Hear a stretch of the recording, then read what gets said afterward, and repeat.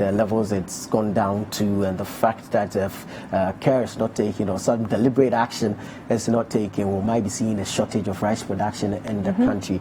But it's pretty obvious that the pandemic has thrown the world over countries' budgets out of gear, and so this particular media budget review is quite an interesting one that we're all looking to hear what exactly the finance minister will be presenting. I mean, on the economy itself, we'd like to know, aside what have been announced or the policies or interventions that have been put out there, we'd like to know what other specific interventions are being rolled out to assure a bounce back of the economy itself. And then, like you mentioned rightly, the health sector. Now that we're saying that there's an agenda to build 88 district hospitals across the country, plus 6 regional hospitals, we want to see the tabulations, how much is being allocated to that.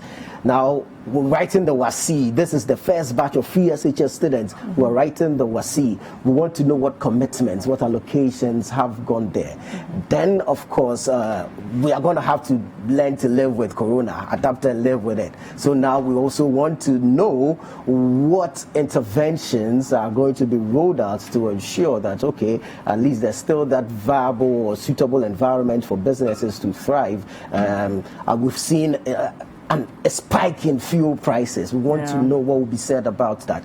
Vehicle and asset dealers are complaining about the new act on importation of old or they have a word they use for it, salvage vehicles. We want to know what will be said about all that. So quite an interesting budget that's going to come up, and definitely it's going to be live here on City TV. Overall, I would also want to tie whatever the finance minister presents into the MPP manifesto. They said that we're going to change this economy from one that is dependent on taxation to production. Exactly. So how far have we come as far as domestic revenue mobilization, especially now in coronavirus times when every country is looking internally?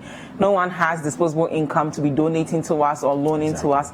How are we getting more revenue from the different industries, the different sectors in this country to really ensure that we are developing? So you don't want to miss it. We'll be covering it live right here on City TV as well as 97.3 City FM. So you don't want to miss that. And speaking of being active citizens, if you have any problem in your community, your roads are bad, your schools are not what they should be, your clinics are not up to par, and you want to draw the attention of the president, or you want the entire nation to see what you're struggling with, just take out your phone and record an up to 1 minute video. Send that video to us at hello@mrpresidenttv@gmail.com, and every Wednesday we'll show it live right here on City TV at 9:30. You can also send us a WhatsApp message with that video. Our WhatsApp line is 0550-585832, and we'll do well to address those problems that you are experiencing within your community. That's right. Let us know what your challenges are. Be electricity, it could be water, it could be poor roads, it could be sanitation, poor drainage systems. Let us know what the challenges are. It could also be pollution. Perhaps there is a factory or something around that keeps polluting the air around you, or even the water bodies around you. Take that 1 minute video, send them to us, and then of course we'll be sure to put them out there. The email address again is hello@mrpresidenttv@gmail.com, and of course the WhatsApp number is 0550585832. Send those videos and texts to us, and we'll be sure to put them out there, and together we can get the responses and build this nation as one people. Yes, definitely. Yeah.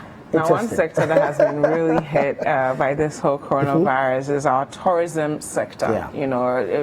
Last year was the year of return. People were coming into this country from all over the world, and there were opportunities for entrepreneurs within that space to really cash in and also provide value to the people coming into this country. So we're sitting down with an entrepreneur within the tourism and creative design sector to figure out how life has been in this COVID season and what it even takes to succeed in that sector. We've been joined by Majwa Asabia Yaboa. She's an entrepreneur, and throughout our conversation with her, if you have any questions for her, let us know with the hashtag Breakfast Daily, and of course the WhatsApp line is 0550-585832.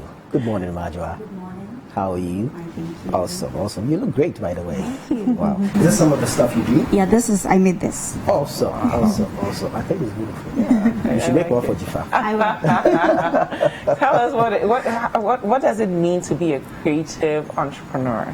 Okay, so generally we create amazing stuff that people fall in love with, and it's amazing. It's fulfilling for me personally. And right now, it's not so much. Why? Tell us about it. How has it been since the pandemic set in? It has been something else. So this whole COVID-19 is not something, I don't think anybody prepared for it. Because this is not something you ready yourself for. I mean, as an entrepreneur, you can predict that sales can go down, it can go up, it's fine, but the whole world coming to a stop, that's not something anybody ready did. So this has been challenging for a lot of us. I personally, both my travel business and my fashion business has been affected. So we are trying to stay afloat. We are trying to keep our heads up, but it's tough. How are you doing that exactly? How are you staying afloat? Yeah, let's see. So some of us had to get creative. For example, I train women all over West Africa. So now we have to move the classes online, although they may not be as effective as the one-on-one classes. It's still functional. So we are trying to keep that afloat whilst we keep our clients interested and engaged whilst we write all this out. Talk to us about the two businesses you run, the travel business and the fashion business. All right. So Asabia EC is my fashion business. Asabia EC makes bags, accessories, a lot of amazing stuff, and we train, and we've been running for 7 years. Wow. Yeah. And it's been great. And then I recently started my travel business. That was just last year. And I focus mainly on local tourism, whereby I try to put packages together for the average Ghanaian, budgeted.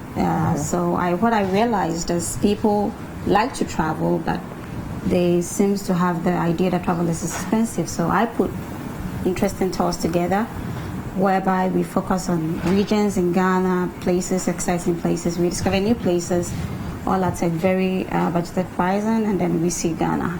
So that's what I've been doing for the past few months until all of this happened, and now we are not doing much. How was the business like in the beginning? Because last year was a great. big Last year was tourism. great. All throughout December, all through the new year, it was amazing. I took people all over the country, different regions, and it was fun. We do a lot, and then I write about it as well for people who otherwise can't join us at that time and they want to join later. I write about it and tell them how to get there and all of that. So it was all good. It was all great. Right. How many people do you employ, and how are you taking care of them in this season? So for Asabia EC, luckily I usually work with contract people, so that was safe. That was safe for me because I didn't have workers I had to fire or salaries that I had to pay, because that was going to be hard. Some of us basically work from hand to mouth. It was going to be difficult to get people salaries when you can't even keep the business afloat. I mean, you have bills to pay that you're not paying. So luckily for me, I didn't have to deal with that. But I know that there are a lot of entrepreneurs struggling with that right now. Yeah, that's true. Yeah, and that's unfortunate. What does it take to, succeed and stay relevant in 7 years as an entrepreneur? A lot of people are watching us. They've lost their jobs. They're curious about this whole world of entrepreneurship. Yeah. Walk us through some of the things we need to know before we embark on that journey. First of all, it's not as glamorous as it seems. It's not. I understand that sometimes when you see somebody has already established themselves, you kind of sit back and think, oh, this seems easy. It's not. It's not easy. It's never easy, especially when, for example, in my industry, it's saturated. There's a lot of designers doing what I do. So if you're unique, you get to stand out, and then you get to stay afloat and sustain your business. So yes, so I have been able to stay in business mainly I think the training is one of the big factors, because not a lot of people do what I do and teach other people. And I train people not just in Ghana. I do in Nigeria. I've done Liberia. So that has been good for me, because it has given me the platform to not only sell to more people, but to also train more women in what I do. Yeah, so that has been one of the reasons, I suppose. And obviously because I also create great things, amazing things as well. Right, so how do you deal with the competition? Because it's obvious there are a number of entrepreneurs in your space. Yeah, so how do you deal with the competition in there? What exactly is it that you're doing that makes you stand out? I think mainly it's everybody has their niche. So I like I said, I do the training aspects, and then I create the things I create is most of them are already done by other people, but I think a lot of factors come into play. So it has to do with how quality you produce your products, and the kind of customers you look out for, and a few other things. So I believe mainly I've grown a brand, and I've sustained the brand, the quality and everything, that to a point where now people trust the brand, and they patronize us because they know us, they've experienced us, and then they love us. So people are watching now and they're like, gosh, she's made it. But was there ever a time you wanted to just quit? Every day. Why? And what keeps you going? For starters, this is what I love to do. I love to create. I started a travel business also because I love to travel. So it's something I love to do. I wouldn't see myself doing anything else, because if I look at my background, for instance, I studied accounting, and now I'm a fashion designer. So I think passion comes to play, and then you should always stay motivated somehow. If there's something you love to do, it comes easy. It's easier to just keep going. But talk to us about the hard work, because working with artisans, that's not easy. Some of the most talented artisans you will meet are probably not that disciplined. They are not going to be reliable. They are going to drive you crazy. So walk us through the hard work and challenges you faced. Yeah, okay, so I remember there was a time that I had to rebrand, just start all over again, because one person I was working with, who happened to be my star worker, just up and left. Wow. Yes. So the thing without any notice. It was a family related issue, but it hit me very hard, because I relied on them to keep others running and everything else staying afloat. So in our industry, it's a lot of challenge, because aside from the fact that you need people who are creative and talented to keep your ideas and everything, to implement them and put everything you are thinking of and dreaming to life, it has to do with finding people you can trust, people who stay, people who you can keep. And it's challenging, because sometimes they stay with you till they think they can also start something on themselves, and then they just leave you as well. So yeah, it's difficult, but then when you find the right people to work with, it's good.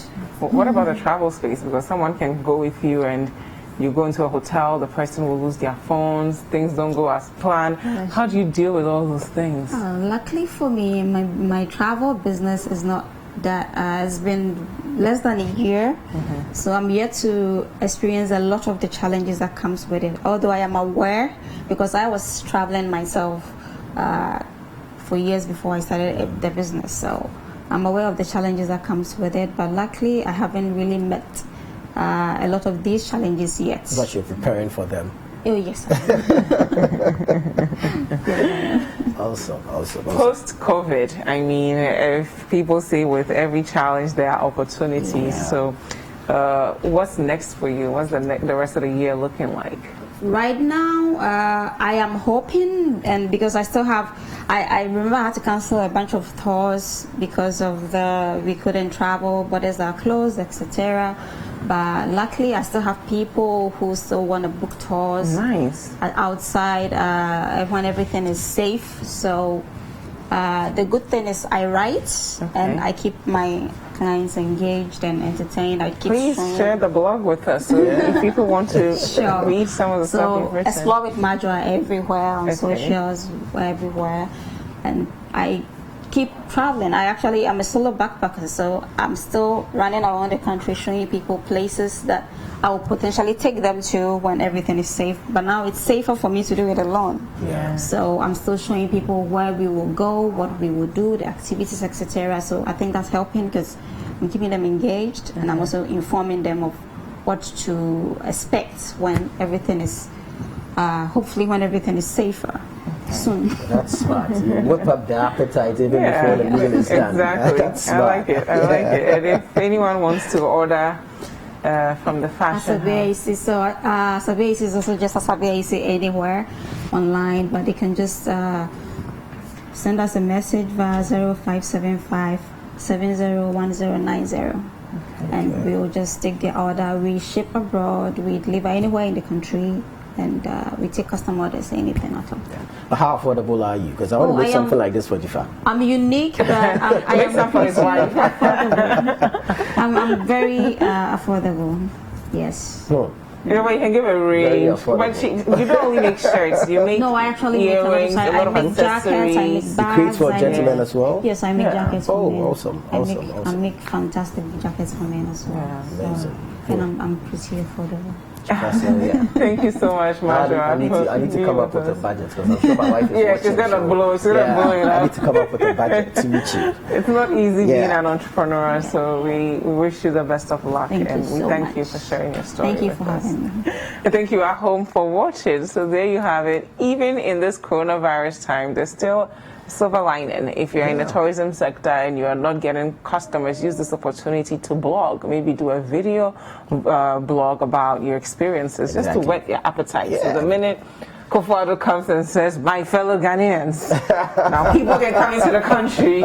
You already have a set customer base that you can tap into to grow your business.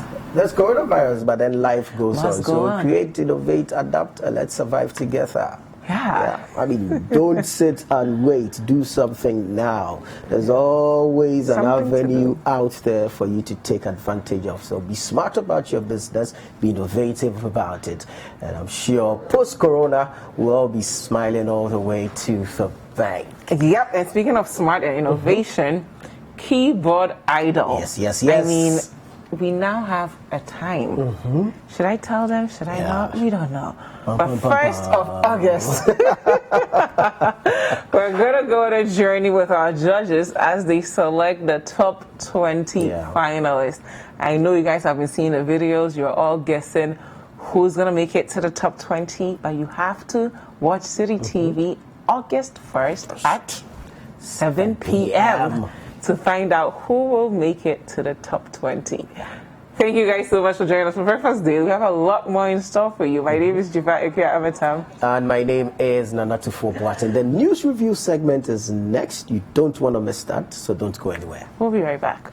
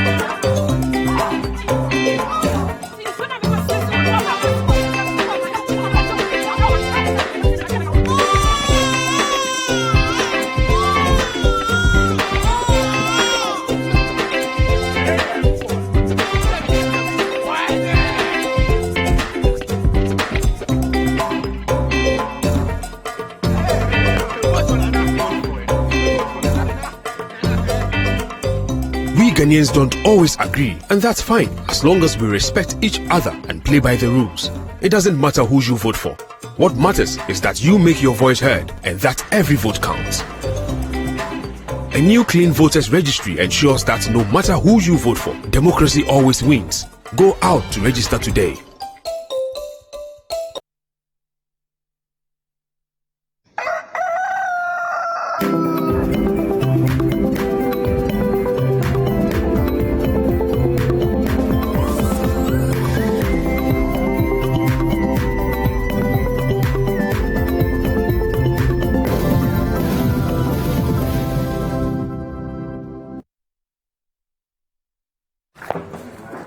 Welcome back. This is Breakfast Daily on City TV. Thank you so much for staying with us. We'll take a look at our newspaper headlines, then some online stories, and then we'll introduce our guests who are already seated.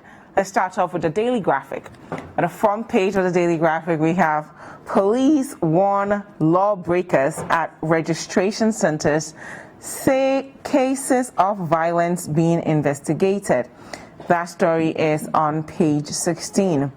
Minister's directive to GBC undermines constitution. It's coming from the NMC, and that story is on page 16.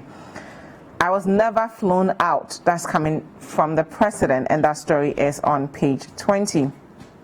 Blame political actors for violence. That's coming from the EC, and that story is on page 3. Finally, government to review economic targets today, and that story is on page 20 of the Daily Graphic. And of course, we will be covering that live right here on City TV as well as 97.3 City FM. Take a look at our next story on the front page of the Ghanaian Times. Finance Minister outlines measures to boost economy amidst COVID-19. That story is on page 13. President cuts sword for construction of 600-bed Eastern Region Hospital. That's coming from page 13 and has the Eastern Regional Hospital. Disturbances at voter registration centers deal with troublemakers, EC tells security agencies, and that story is on page 12. We'll now take a look at the Daily Statesman. On the front page of the Daily Statesman, we have let's attack the issues instead of attacking the campaigner. That story is on page 5. 70 million euro hospital project takes off. President cuts sword for 600-bed regional hospital for Eastern Region. Akua Mahama past records matter most. Gabi says promises will be less important in December polls. And of course, he was on face-to-face with Umaru Sanda Amadou. We'll now take a look at the New Crusading Guide. On the front page of the New Crusading Guide, we have Royal Feud hits Eastern Region as Ochehene snaps Oti Boateng in new House of Chiefs structure. Story on pages 3 and 10. 28 communities connected to national grid. It's great news. Obri Aboa shares PPE of Wasi Eribi to aid voter registration exercise. We'll now take a look at our final newspaper. I'm talking about the Business Finder. On the front page of the Business Finder, we have mid-year budget. Expectations high. ICU pushes for extension of subsidies on utilities. Guta wants permanent bailout fund. That story is on page 2. Mobile money interoperability volumes soar over 400%. And that story is on page 3. We'll now take a look at some online stories from citynewsroom.com. On citynewsroom.com, we have don't blame economy's struggles just on COVID-19, and that's coming from the former finance minister, Seth Thekpe, and he was on Point of View with Bernard Avle last night. Finance minister to present 2020 mid-year budget review in Parliament today. Special prosecutor alleges forgery, impersonation in Airbus bribery scandal. Airbus scandal. Martin Amidu defends red alert for arrest of Adam Mahama, others.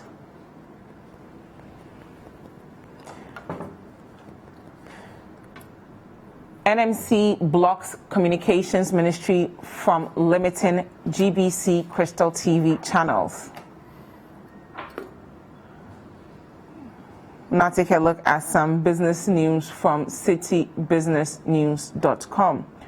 Mid-year budget review, economist urges government to reduce expenditure. Use of electronic payment channels records 81% growth in 2020 first half. That's coming from Gibbs. MEDA receives equipment for ECG's meter management system. Mortgages in Ghana, the myths and facts. It's a really great article, though. We'll now take a look at some more local news from myjoyonline.com. On MyJoy Online, we have Ejuso SHTS student hospitalized after failed suicide attempt over alleged theft. That is really sad there, and we're happy that the student is still alive and safe. We'll now take a look at some global news from BBC.com. Africa Live, Nigerian Islamists kill 5 aid workers. That is really sad story there. May their souls rest in perfect peace. Now, for more news, you can go to citynewsroom.com, and for more business news, you can go to citybusinessnews.com. It is an interactive show, so wherever you're watching us from, we want to hear from you. If you are on Facebook, you can comment down below. If you're on other social media platforms, the hashtag is Breakfast Daily. If you want to reach us directly, our WhatsApp line is 0550585832. If you're outside Ghana, the country code is +233. I have been joined by Honorable Issa Fusaini, who is MP for Okaikwe North. Good morning. Hi, good morning, Dziffa. How are you? Very well. Yourself? I'm good. We haven't seen you in a while. What have you been up to? Oh, I've been up and about, monitoring the registration exercise like my brother is doing in How's that going? So it's going well. It's going pretty well and very peaceful and quiet in my constituency. Yeah. I'm happy to hear that. I also have with me, although somebody said something last week about your constituency. Really? I think it was Dziffa, but anyway, it's fine. She's from NDC. Oh, I'll be glad to get feedback. Honorable Al-Hassan Suhini is here. He's MP Tamale North. Good morning. Good morning, Dziffa. How are you? I'm terrific. Thank you so much for being with us. How are you? What have you been up to? Well, what I've been tasked by my constituents to do, and Ghanaians in general to do. What my brother didn't tell you, however, is that before the registration exercise, he was engaged in a fight of survival. Really? Congratulations. I mean, we all go through those rituals. How was it though? It was pretty challenging. Why? Because it was a 2-horse race, and you know, for an incumbent, when you have a 2-horse race, it's always kind of hot.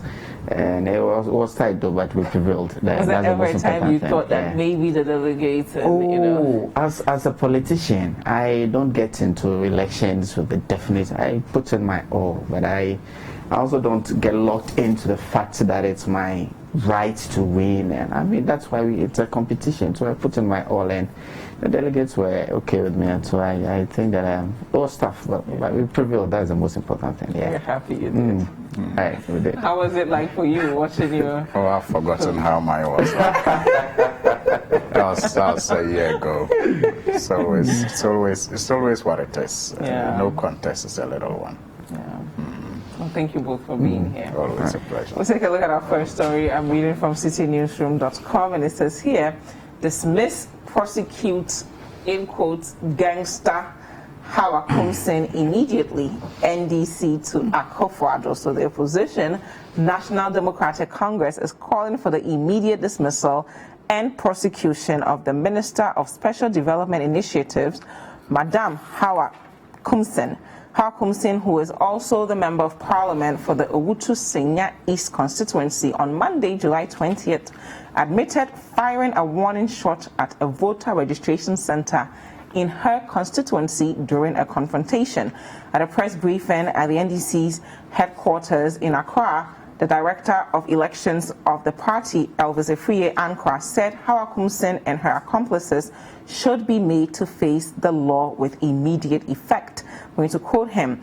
The NDC is totally disgusted by the thuggish and criminal shooting incident involving a gang of NPP thugs who were led by Madam Mavis Hawa Kumsin, which has received both national and international condemnation and which has been admitted by the Minister of State herself.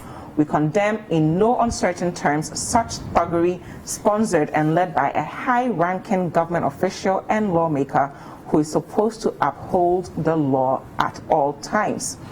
Hawa Kumsin has, by this singular criminal act and many others committed before and together with her gang, and all that they've meted out to NDC supporters and innocent Ghanaians in the last couple of weeks, demonstrated that she is a gangster who does not deserve to occupy any public position of trust. And we join the many voices of conscience in the society to demand her immediate dismissal from office and prosecution for these heinous crimes. So I'm going to start with you, Honorable, on this story. You're tired of it, right? Honorable Al-Hassan Suhini, why are you guys, why is the NDC asking for the prosecution of Honorable Hawa Kumsin and her dismissal? Well, good morning to our viewers, and especially the good people of the Tamale North constituency. We are asking because it is the right thing to do, but we are not hopeful that the president is going to do anything. Because really the problem is not Abronye, the problem is not Wuntumi. And these are all people leading thugs in the NPP. The problem... Allegedly? No, they are. Yeah. In fact, they boast about it. Okay. You know, Wuntumi boasted that he was going to go to Esutifi South and deal with Collins Dauda. And actually, Collins Dauda was attacked and slapped.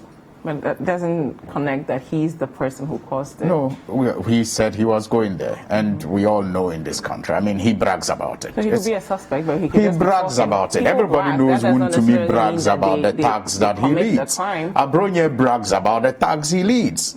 Bragging is one thing. Committing a crime is completely different. I am saying these are the people who lead the thugs, and they say they don't deny it. I don't know why you are so determined to whitewash them when they don't want to be whitewashed. They don't deny it. They are proud of it, and in fact, they are proud because their leader celebrates them. Okay. That's why I'm saying that it is not Hawa Kumsin who is a problem. It's not Wuntumi or Abronye or any of the guys who are engaged in this thuggery. The people who we saw at Ayawaso, they are not the problem. Now, Hawa Kumsin said she was defending herself. That's why I said Collins Dauda was slapped. Our MP for Setre Jumasi was attacked to a point, Brahma, that he sustained injuries in his leg. They are all MPs. They are all entitled to guns. They didn't shoot guns. That's the difference. So let us not go into the post-facto rationalization over why Hawa Kumsin may have done what she did. It was reckless, and that's what it is. And it was unlawful. That is why nobody gave excuses for Stone Boy when he brandished his gun in public. Nobody gave excuses for him. So what is so special about Hawa Kumsin? It is shameful that, scholars and people who should know better are putting their integrity on the line to defend this act. An act that, even the moral society that has been dormant for a while has condemned, has found the need to at least speak on this one. So I find it very difficult listening to people. But like I said, Dziffa, these people who are leading thugs and, meting out beatings and attacks on innocent Ghanaians are not the problem. The president is the problem. It is so difficult, however you look or wherever you look, to miss the fact that this country needs to be rescued. It is in the wrong hands and heading in the wrong direction. Very well-meaning MPP members, I am very confident, are not proud of the image of the party that they once loved and cherished. Simply because one time ago, a flag bearer, now president, gave the marching orders in that infamous all die be die. When he celebrated Tagri in the Etiwa by-election and said, Etiwa Kraye Chomu Bibi Kakra, that even in Etiwa they have shown the NDC small. And what was the small? They had beaten Azoka boys and other people who had gone to observe the elections to run away from Etiwa. And he celebrated it and said, Yechomu Bibi Kakra. And as for the next election, it was going to be all die be die. They printed t-shirts and wore it all over this country, celebrated it. And so it emboldened every party member to respond to that war cry. So why are we surprised when he becomes president?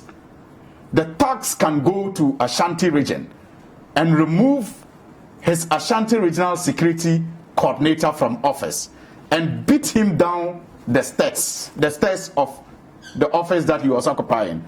Go to the courtroom, attack a female pregnant judge sitting in court and get away with it.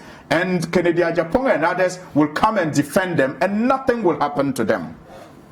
Why are we surprised?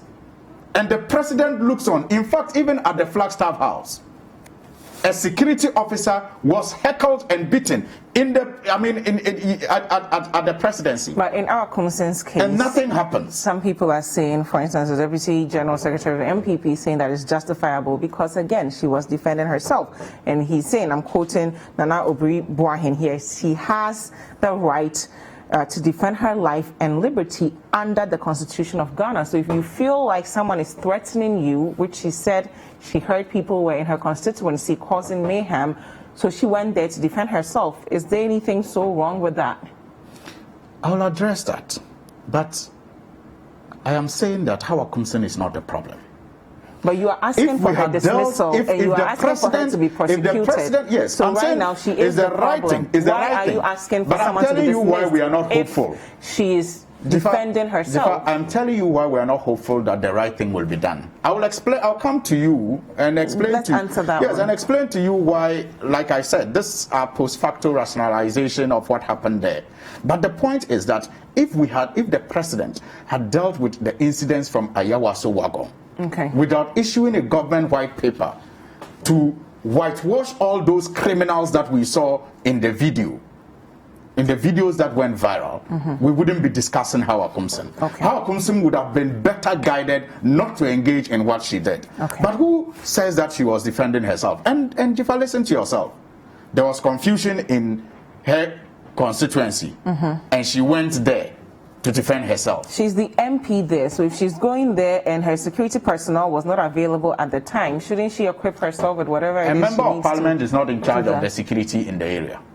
The police and the soldiers are in charge of security. But she's the member of parliament. But she is not in charge of security. Sleeping when there's a problem going on. I am a member of parliament. I am not in charge of security in my area. So there's an issue going on in your area. You're just going to sleep? No, I am going to get those in charge to attend to it. The security in charge, the police, the military, if that is required, I'll get them to attend to it. I'm not going to go there like Rambo and be shooting all over.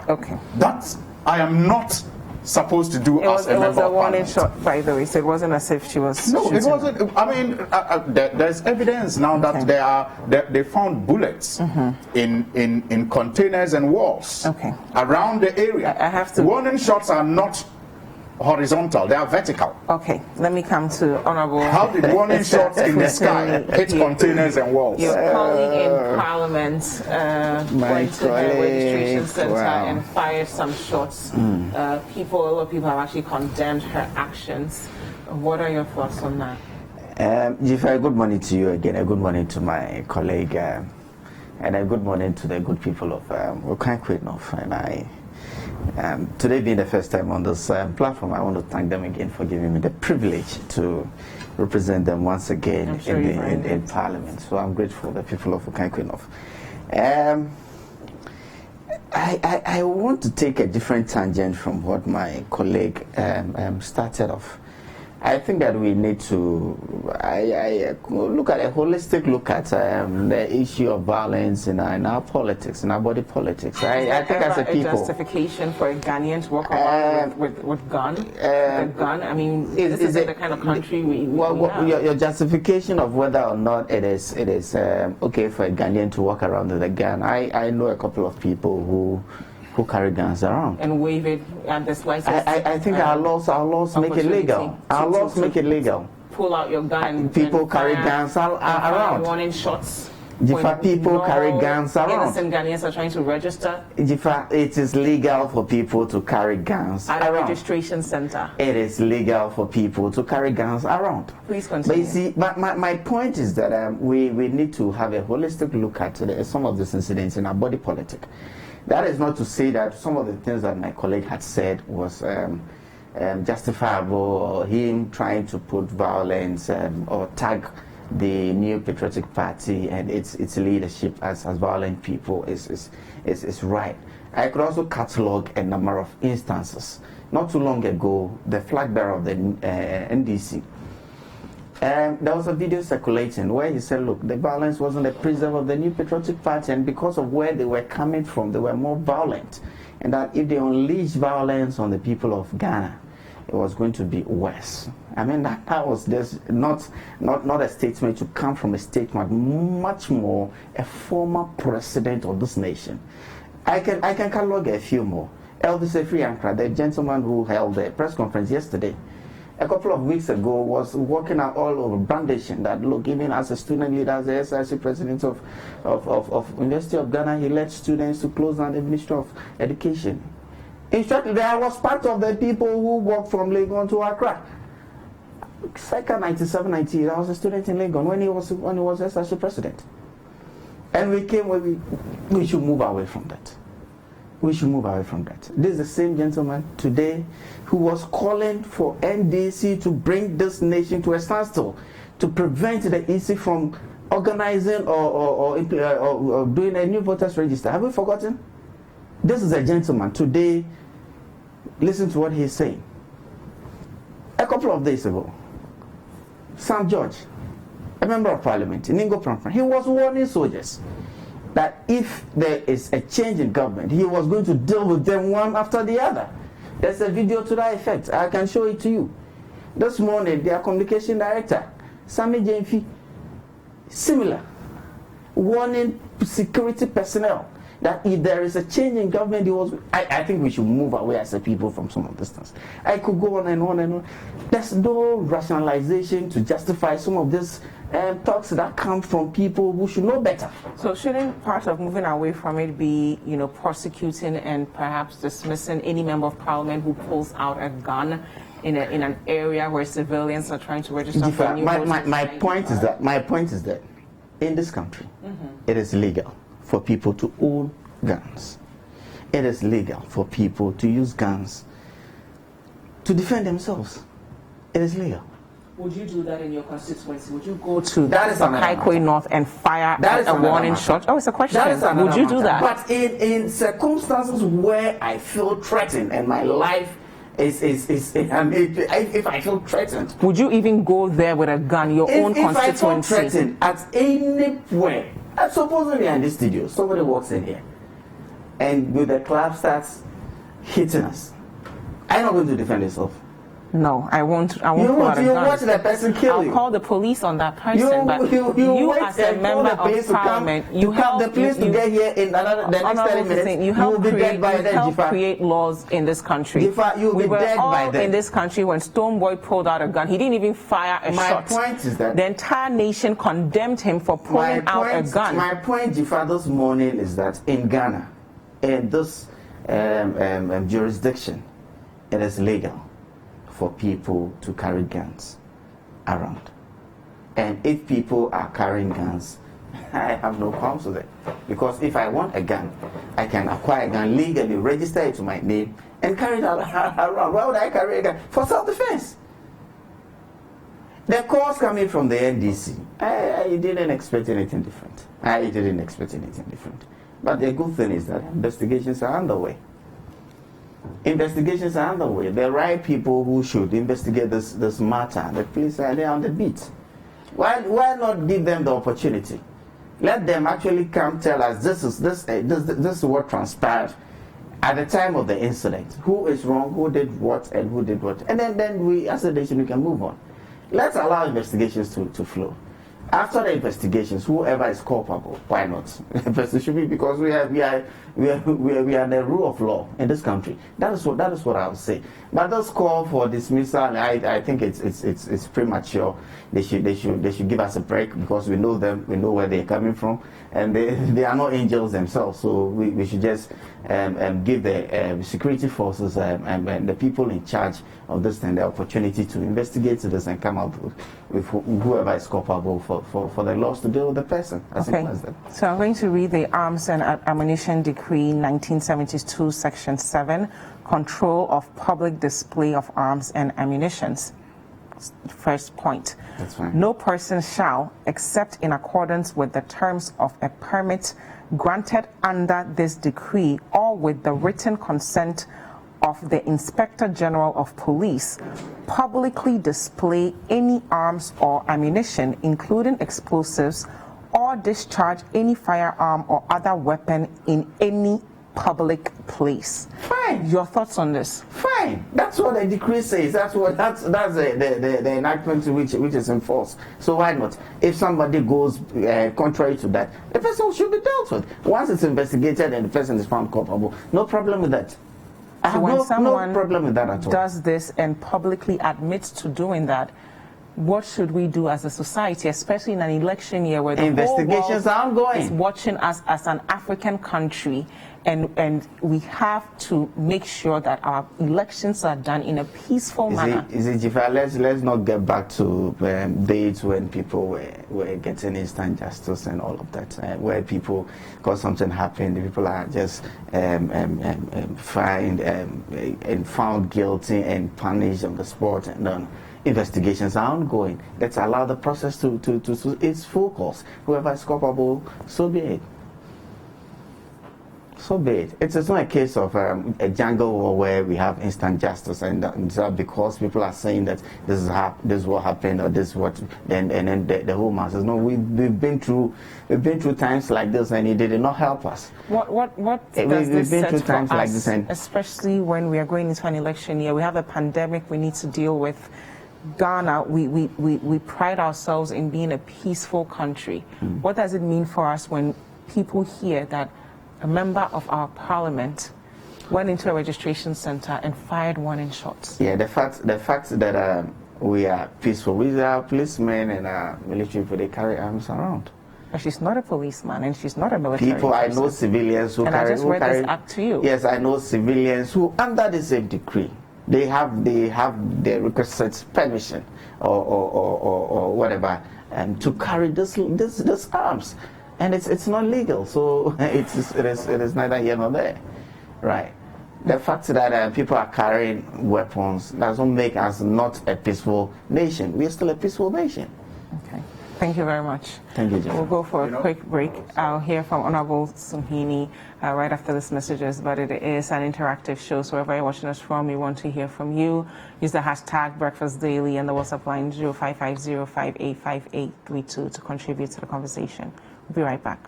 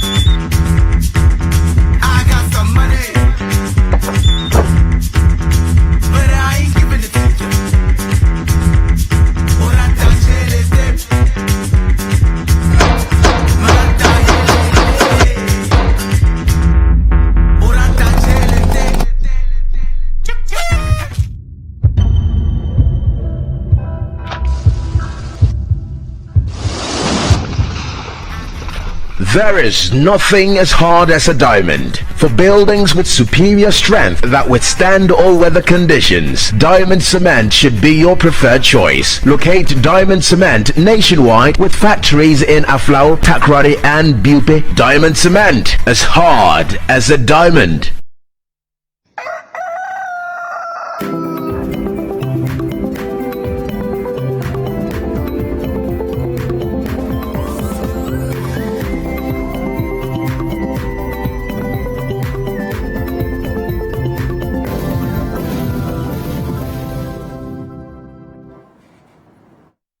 Welcome back. This is still Breakfast Daily on City TV. Thank you so much for staying with us. I still have with me Honorable Issa Fustaini, who is the MP for Okaikwe North, as well as Honorable Al-Hassan Suhini, MP for Tamale North. We're discussing voter registration exercise, NDC actually asking for the dismissal and prosecution of Honorable Awa Mavis Kunsen over firing a warning shot in her constituency.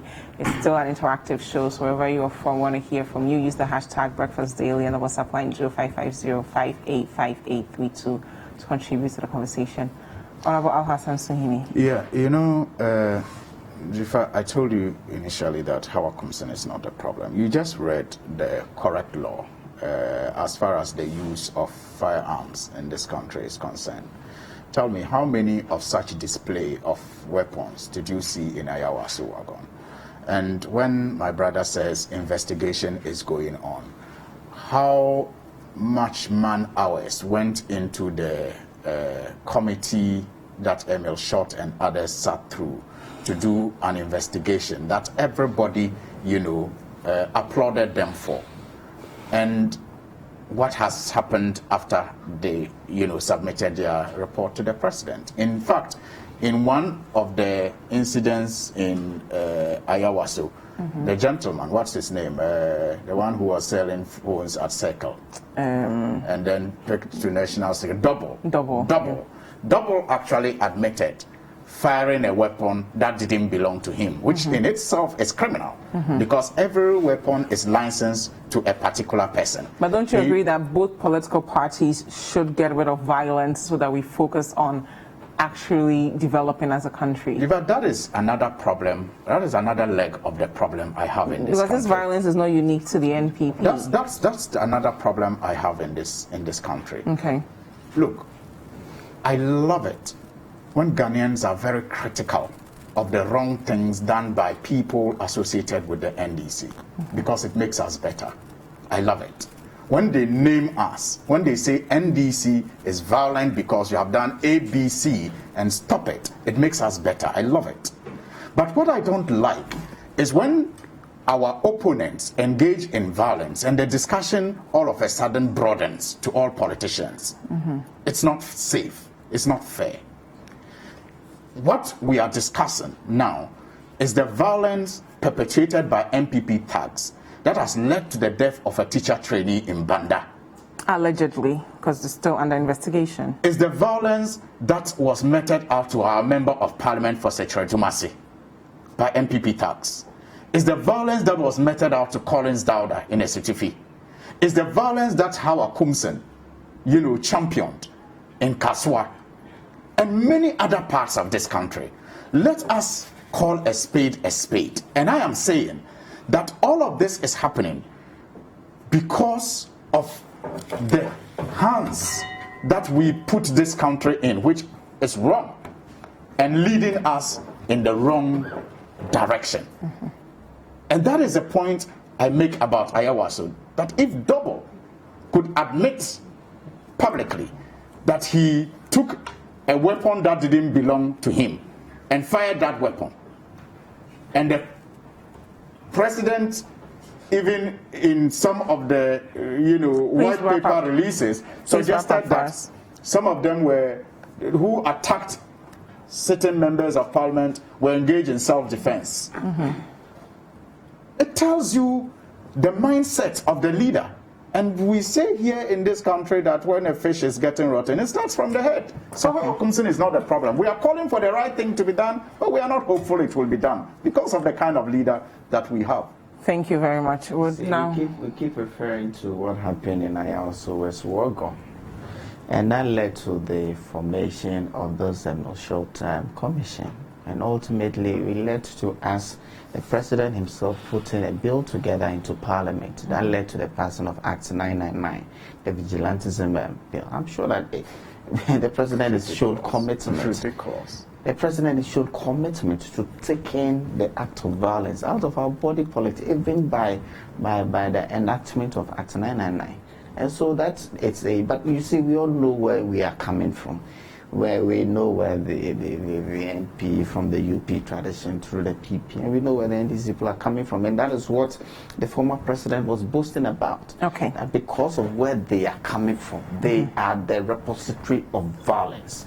And they could also unleash more violence onto the people of Ghana. But what I'm calling for this morning is that we should move away as a people from that whole thinking that we could actually use some takashi or something but no, it is not. We have to move away and pat ourselves on the back. We've not done too badly.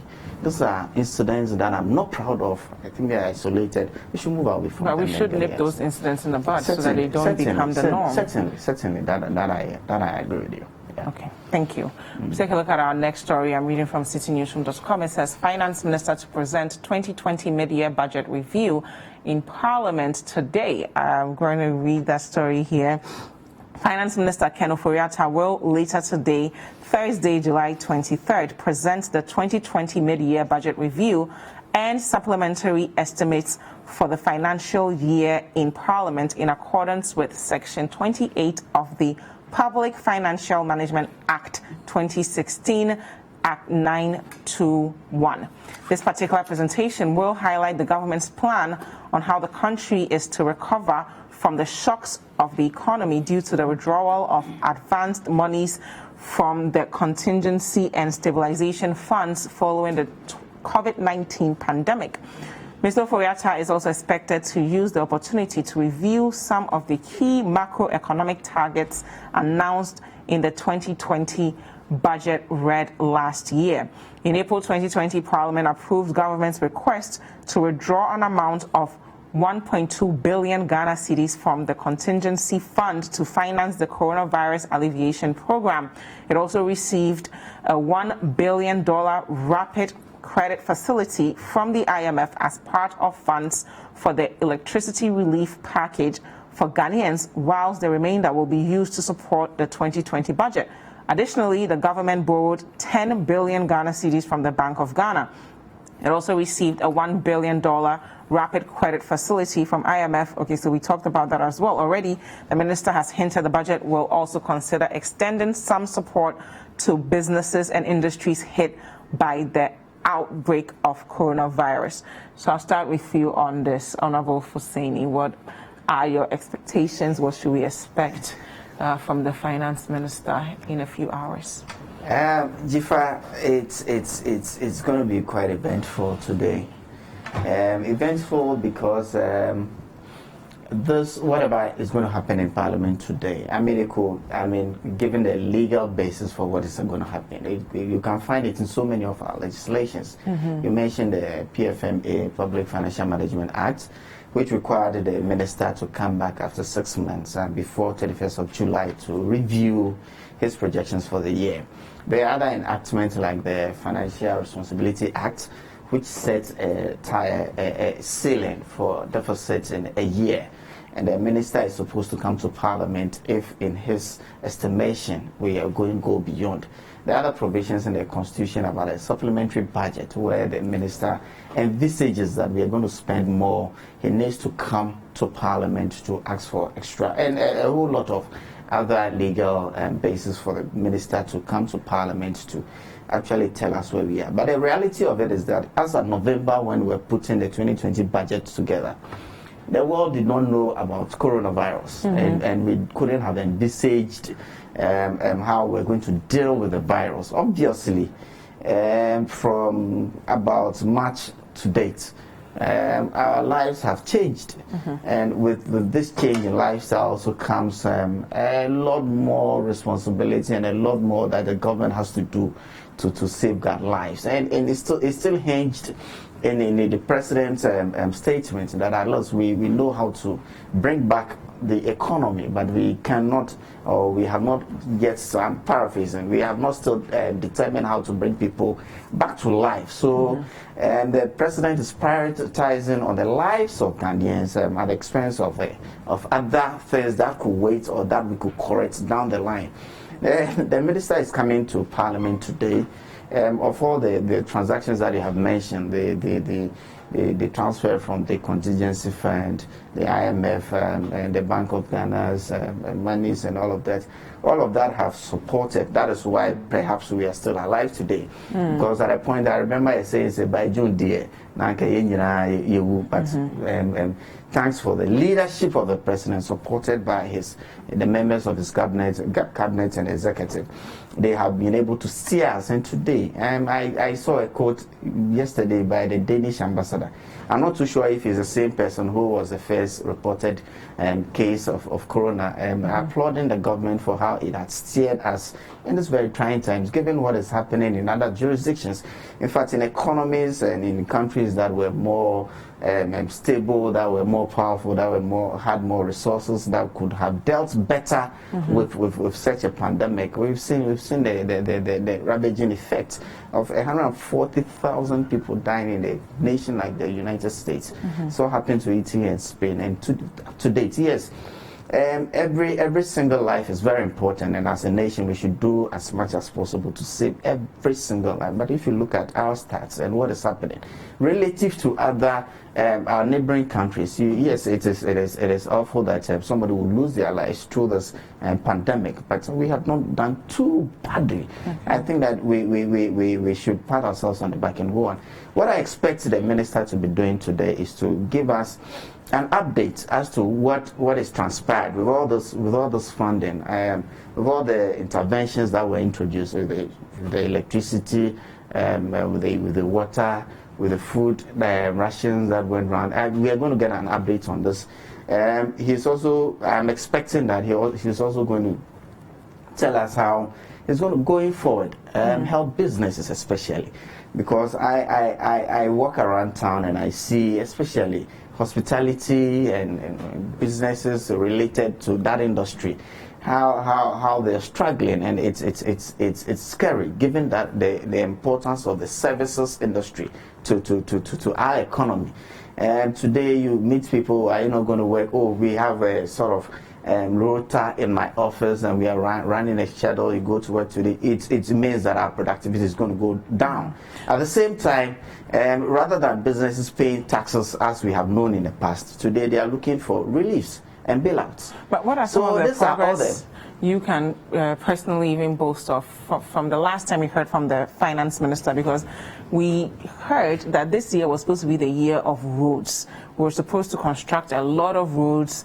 We're going to fix the problem of cycle in our fisheries industry. You know, this was the year where we would really see a transformation from taxation to production as far as domestic revenue mobilization. From the last time we heard from the finance minister till now, what are some of the projects tied into these things that we can actually say we've achieved? The other which you have mentioned, year of roads. Our fisheries industry was going to be and then also agriculture, was going to manufacturing, the health sector. We heard about targets that were supposed, projections we made. What progress have we made from your estimation? Of what use is a first-class road to a dying population or a dead population?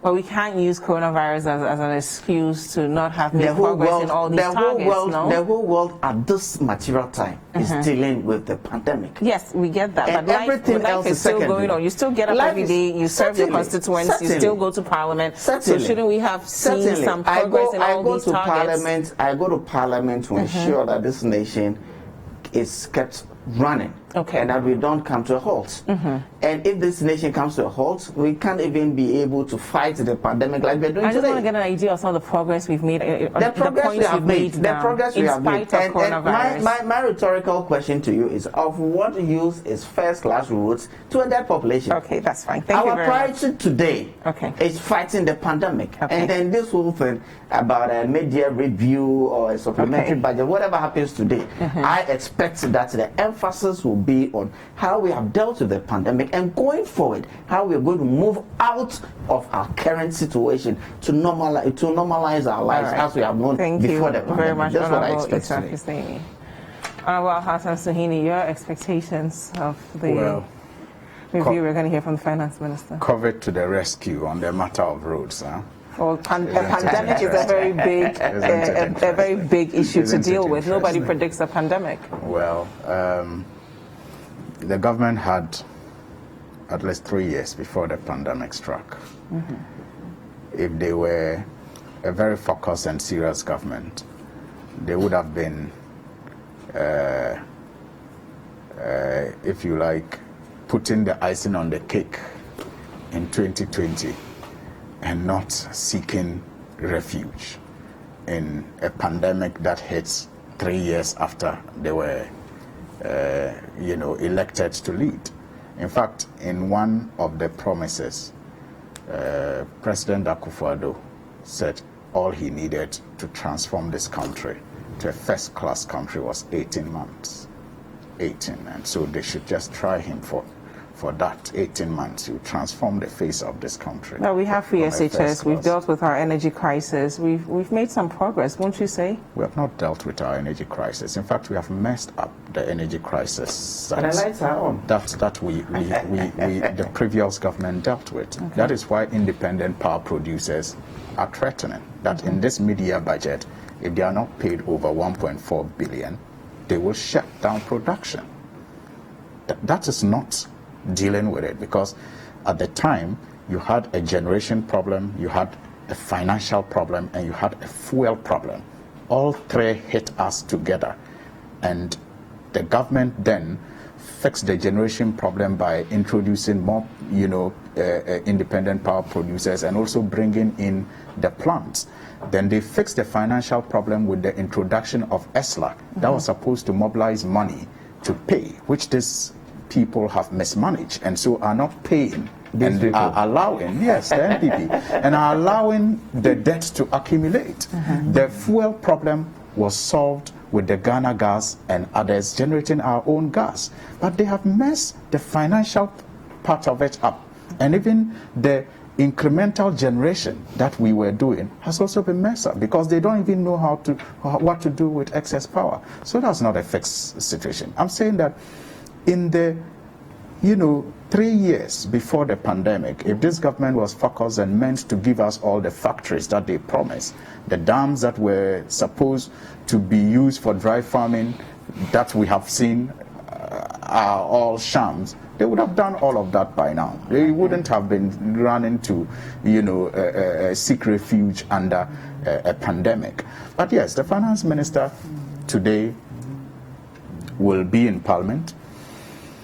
I hope that this being maybe the last but one of his, appearance in Parliament to talk about Ghana's finances, he will be forthright and honest with the people of Ghana. I mean, over the years, we have all seen how the KIAs and the Abosokai spare parts dealers celebrated only for it to end in tears. We've seen that as a result of his budget presentation. But those are just projections. No, I'm saying that I hope that he's going to be forthright, at least, because they are realistic projections. So when you make unrealistic projections and get the KIA and Abosokai people to celebrate, and then the reality hits them at the end of the year and it ends in tears, you learn from it. And then when you have an opportunity like he's having now, he will do better. That's what I'm hoping he will do. Because in the last 3 years, he's not been forthright. And for example, when I talk about being forthright, we do know that as we sit, there is a disagreement between the government of Ghana and the International Monetary Fund over the reporting of fiscal deficits. Okay. Over the years, every country has always done the all-inclusive, data form of reporting. This government has introduced a very, weird and smart way of reporting that shows that our deficit is supposed to be 4.9, but according to the IMF and the traditional way of reporting it, it's over 9%, and over 68% of GDP. So I expect the finance minister to be forthright with us, do that reconciliation with that International Monetary Fund and other international agencies, because it gives the nation credibility in the eyes of international investors. And that is important. Yes, but for beyond him the to do. macroeconomic indicators, are there any specific things you would want to see that would translate into, the lives of the average Ghanaian, like the people in your constituency, for instance? A lot of people have lost jobs, the health sector, we're paying attention to the agricultural sector. Are there any specific things you would like to see the finance minister address beyond COVID-19 relief programs? Indeed, if the government applied some of the funds that they got from Parliament judiciously, we wouldn't be having some of the problems that we have in our communities today. Look, they came to Parliament and then Parliament approved 1 billion. That is the IMF, budget support program. We also assisted them to take money from the stabilization fund, over 200,000, US dollars, and many other, support. In fact, the Bank of Ghana, for the first time, since 2016, for example, the Bank of Ghana never financed government budgets. Government didn't borrow. That is what they call printing money. Government didn't print money, but this government has printed 10 billion. From the Bank of Ghana has had to finance and support the budget with about 10 billion. Now, it will be important for the finance minister to first of all for 10 billion. Now it's 5 billion so far. Well, so you got approval for 10 billion. I will not mitigate that. Now it's 5 billion. But the point I'm making, but I'm saying that this in 2016, despite all the problems that we had, didn't happen. The Bank of Ghana didn't have to step into to support the economy. It never happened. Yes, it never happened. And he knows that. It never happened. In fact, there was even a law against getting the Bank of Ghana to support the budget.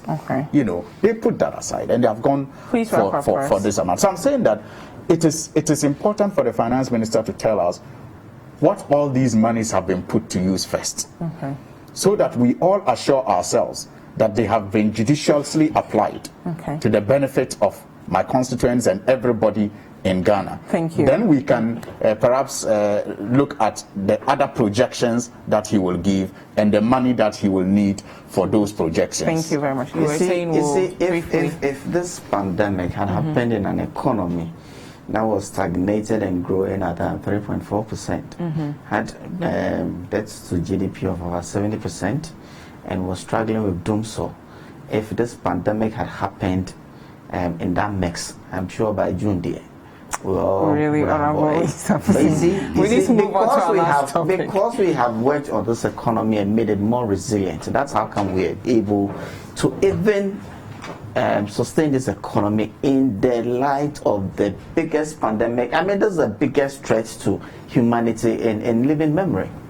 In living memory, this is the biggest one. And if we lived in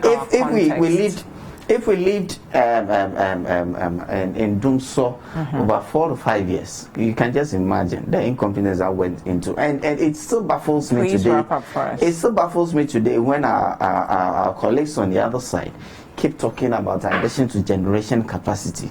This is costing us about $1 billion a year because of their recklessness in signing IPPs. All right. When the problem was not with generation. Not asking to be paid. So they're asking to be paid because of the recklessness in assigning it and just adding up to generation capacity. You take the and then today they tell us that we don't know what to do with excess capacity. You're taking over the liability and assets of the today they are telling us that we don't know what to do with excess capacity. When the cost of production of this electricity is about topic. Twice what we are getting Husseini, please. We're talking about the budget. My name being Husseini Issa though, because Issa is my second name.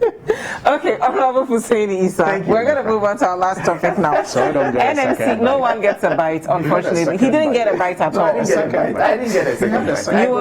You will answer to the last question. Okay, Honorable Suhini would answer the last topic. Okay, are we fine now? And he will have NMC blocks Communications Ministry from limiting GBC Crystal TV channels. I'm reading from citynewsroom.com. It says the National Media Commission has prevented the Ministry of Communications from limiting the channels of the Ghana Broadcasting Corporation and Crystal TV on Ghana's digital terrestrial television platform.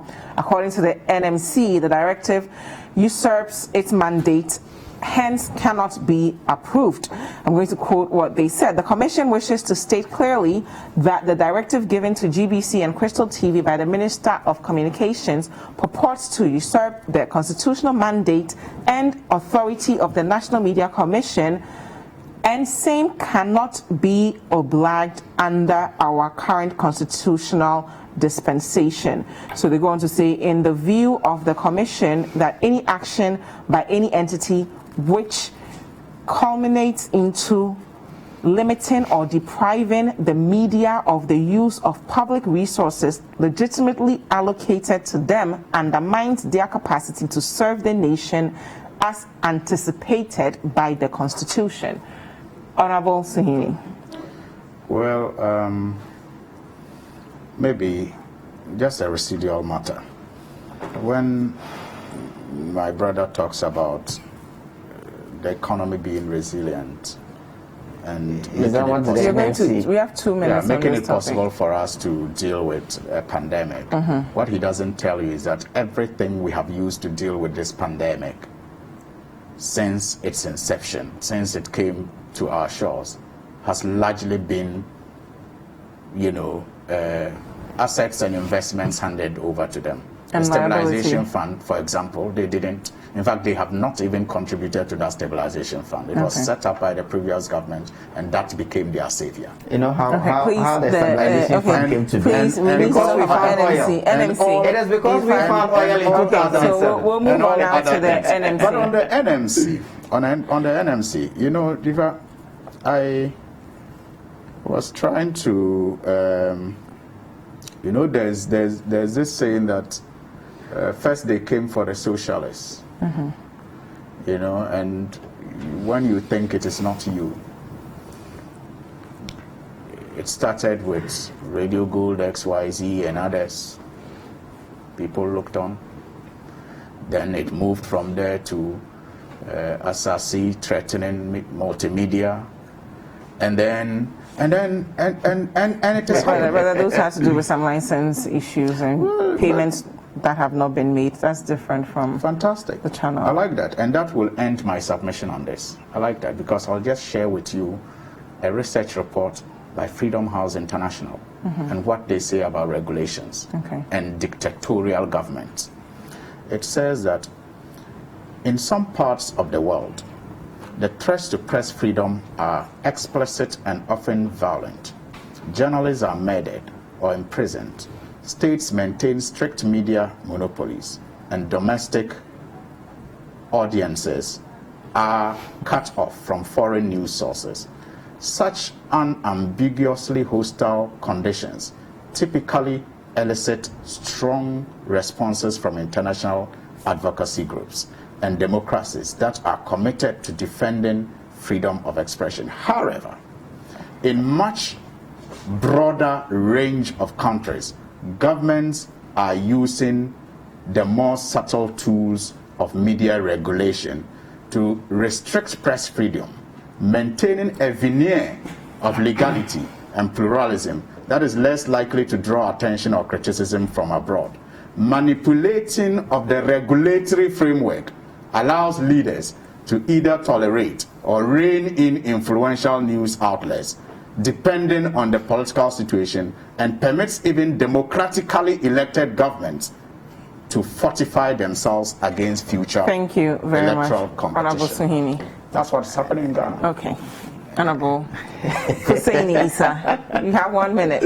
Dziffa, I think that the attempt by the Minister of Communication to bring some sort of management or some sanity on our DTT, it's in itself, it's not bad. But it's also good that we have institutions or independent institutions like the National Media Commission, which is able to make pronouncements on some of these things. Because look, today as we watch our media landscape, the number of terrestrial TV stations that we have, for some of the programs that they run, I mean, Ghanaians have had the cost to get worried about some of these things. So if there's an attempt to manage that platform, DTT platform, I think that is in the right direction. But do you agree Today with we have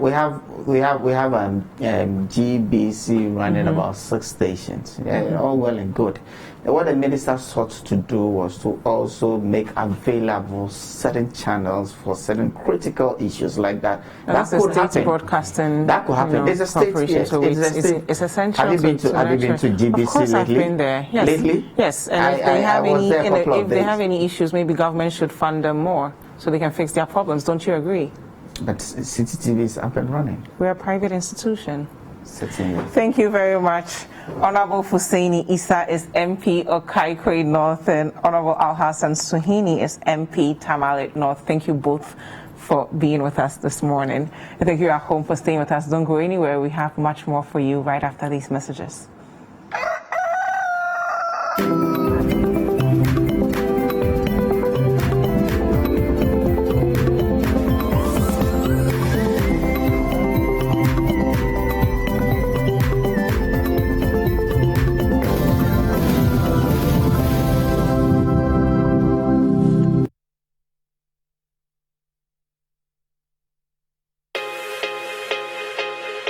There is no promise we cannot keep.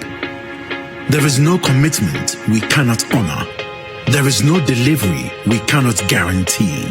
There is only one Bethel Logistics Company Limited, a licensed international freight forwarding and clearing agent, a trusted global brand with an extensive network for the movement of air freight and ocean freight worldwide.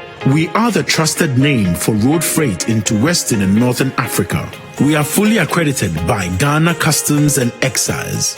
We cater for all your freight forwarding, customs clearing and forwarding, cross trades, inland transportation, internal cargo tracking systems, customer freight costing and consultancy, cold chain logistics management, logistics and warehousing, quality inspection, and much more. In Accra, Tema, and Takrady, we are always available to ensure easy movement of cargo countrywide. Call us on 0204 528 900 or 0244 707 859. Email info@bethellogistics.com. Locate us in Accra at North Ridge, adjacent Accra Girls High School, or in Tema at Community 4, or in Takrady on the 2nd floor of the GCB building.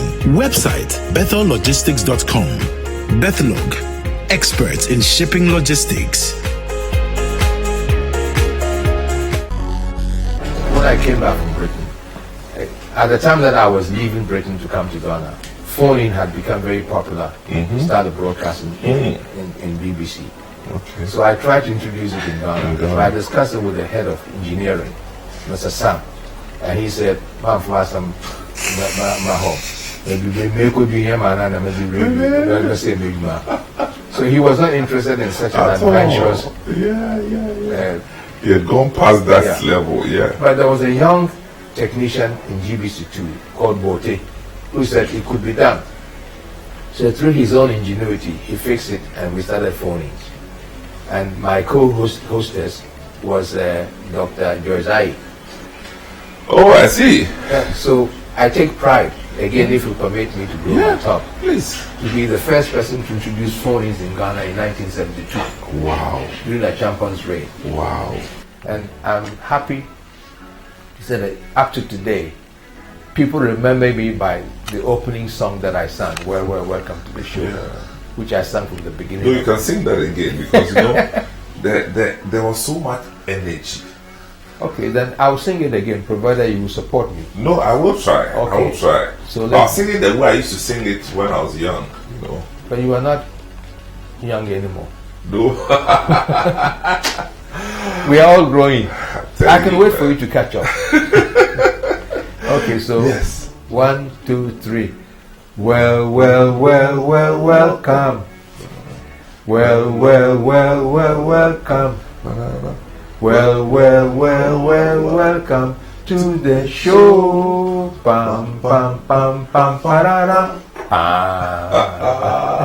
Ace broadcaster Mike Egan continues with the rest of his story on Footprints this weekend. Footprints show this Saturday at 9 a.m. and Sunday at 4 p.m. only on City TV. City TV, it's your world. Footprints is sponsored by Bethel Logistics Company Limited, experts in shipping logistics.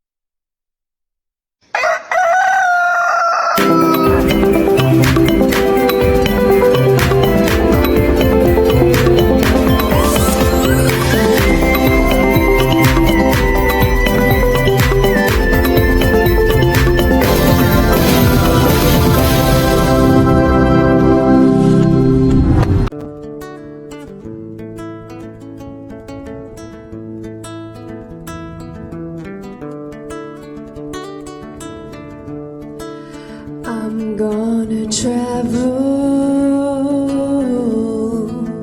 far from this place, far from your judgments, won't be a disgrace. I'll take the highway straight into the sea. Let my soul be happy and free. Just let me be. I plead. Just let me be. I plead. Just so Daddy, I beg you, just let me be me. As the years go, drifting away,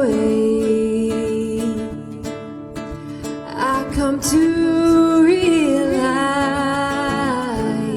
that I'm not okay. I can't keep up, no, I can't go this way.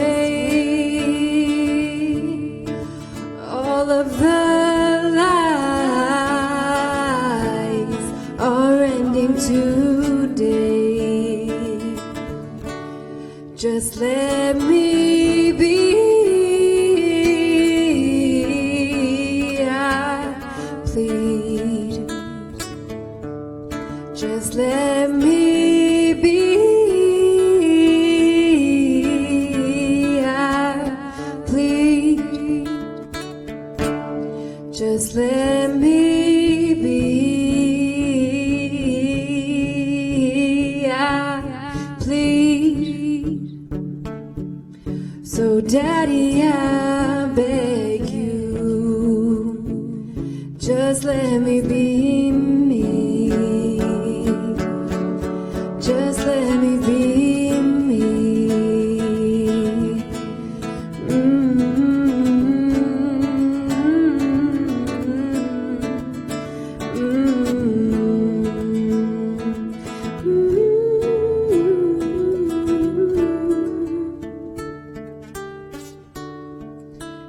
let me be. I plead. So, Daddy, I beg you, just let me be me.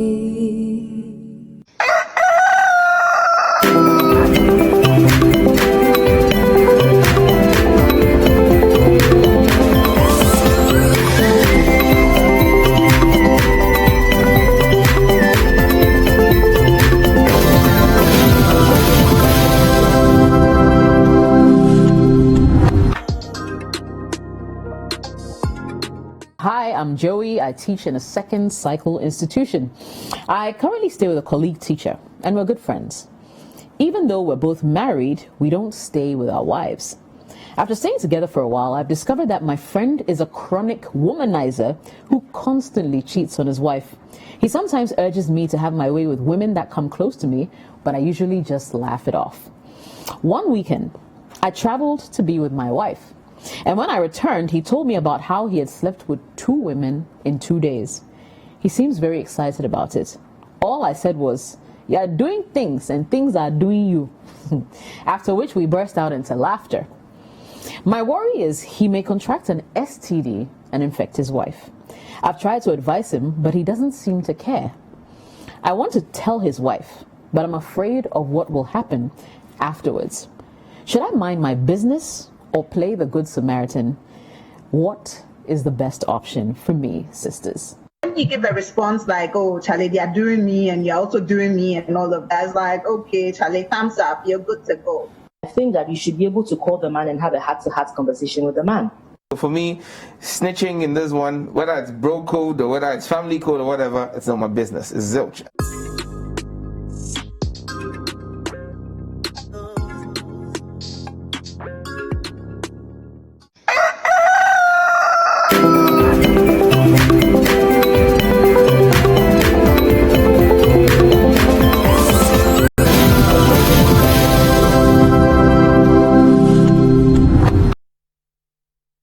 Welcome back. This is Breakfast Daily on the City TV. It's time for what we call DIY, do it yourself. And this morning we're going to take you through a workout session. You can see that I've changed. I'm going to go through it myself. But of course, we have Trishna here. She's going to help us do all of that. This morning we're looking at Pilates. So tell us briefly, what exactly is Pilates? Okay, so Pilates is a mindful coordination of body, and we work out the whole body in Pilates. However, core being the most important part that works in the whole session. And we also use Pilates for not only strengthening the core but also for healing injuries and for achieving different body goals via different apparatus and the mat workouts.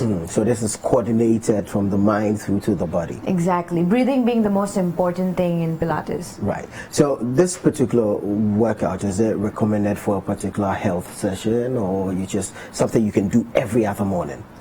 I guess every other person can do Pilates each day. It just improves your posture. It gets your mind in synchronization with your body. It makes people more aware of their body type. Yeah. Right. So how important is this session, especially in these times, these coronavirus times, where we know the virus is actually a respiratory kind of disease? So how important is Pilates in these times? The most important thing about Pilates, since it's breathing, so I guess yes, it has a huge impact when it comes to the respiratory system of human body. And since COVID being the trending topic in today's world, I want to let people know why do we do Pilates as a daily routine to strengthen their core and get their respiratory system, the functioning, to be smooth and to avoid any kind of health disorders, any complications in the long run. So I guess everyone should incorporate Pilates as a fitness regime. It won't even it just won't help them in healing their injuries, but also strengthen their immune system and their metabolism. Right. Let me bring the executive director in here. For how many hours a day, or how much of a time period you think someone can go through this session?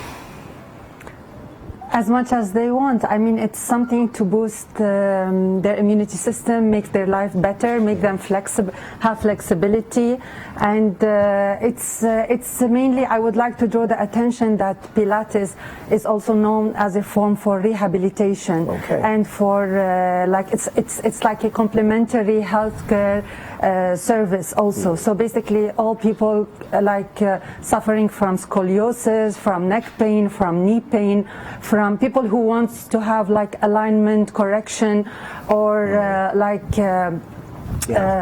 so I think on the screens we can see a session right there. Run us through it, what exactly is being done, and then how it helps the body at the end of the day. So this is a plie squat done by my colleague Erin, and she's a bar instructor, and we have different sorts of apparatus in our studio for different body goals to achieve. We have a different set of exercises. So this being the bar, it focuses more on strengthening your glutes, your legs, and getting your spine in alignment. Right, awesome. So basically, if I'm to go through this session, how many minutes or how many hours you think this should take ideally, and then would it be dependent on my age, or what are the factors that go into it? Okay, so basically first as a client, if you walk into my studio, first I'm just gonna posture analysis you. I'm just gonna analyze your posture depending on any kind of tilt your spine has taken through years of lifestyle. For example, somebody at the desk job, has a tilt in the lumbar, which is not healthy in the long run. So I'm going to help him with exercises that gets his spine into a neutral position, a natural position, and it's going to help him prevent him from injuries in the long run. So the more your muscles are flexible, the less prone you are to injuries. All right. So it's fair to say then that Pilates is more of like a correctional procedure. That's correct. Great, awesome. So what are we doing this morning? Are we going to go through a session? Maybe you can also have you can have him give him an. All right. So I'm going to make you do. Yeah, I'm going to make you do a normal warm up for my Pilates. So may I know your name? My name is Nana Tuffour. Nana, all right. Nana, I want you to stand right in front of me with your feet right under shoulders, your hand beside your hips. Yeah. Okay. I want you to inhale and take your arms to the ceiling. Fill your lungs with air. Inhale with your nose. Good. Expand your ribcage. Fill your lungs with air. Nice. I want you to exhale with your mouth as you pull your belly in without shifting the bottom behind. You're going to round your upper back. Good. Exhale. Yes, keep rounding the back as you drop your head, chest, shoulder down as if there is no weight in your arms. Hands loose. Good. Squeeze your inner thighs, engage your abdominals, let the dead weight reach the ground. Nice. I can see the bottom is not shifting behind. Very nice, which shows the core is activated. One vertebrae at a time, as you guys can see. He is not using his legs or the knee. It's absolutely from the spine. Good. Now keep your hands loose. Exhale and reach the ground. Try to reach the ground, squeezing your inner thighs. From here, feel the stretch. Inhale to prepare. Exhale as you uncurl. Squeeze your inner thighs and lift from your lower back, then your mid back. Hands loose, upper back, and relax. You see the difference in just going down and coming up? Yeah. You're engaging the right kind of muscles. That's a normal warm up. We do about. But then you feel your thighs stretch out. Yes, that's right. It's a normal warm up which I do at least 10 reps before I start. Then is the rotation. I anchor the lower body and I let you twist the upper body to feel your to the left and then to the right. Perfect. Awesome.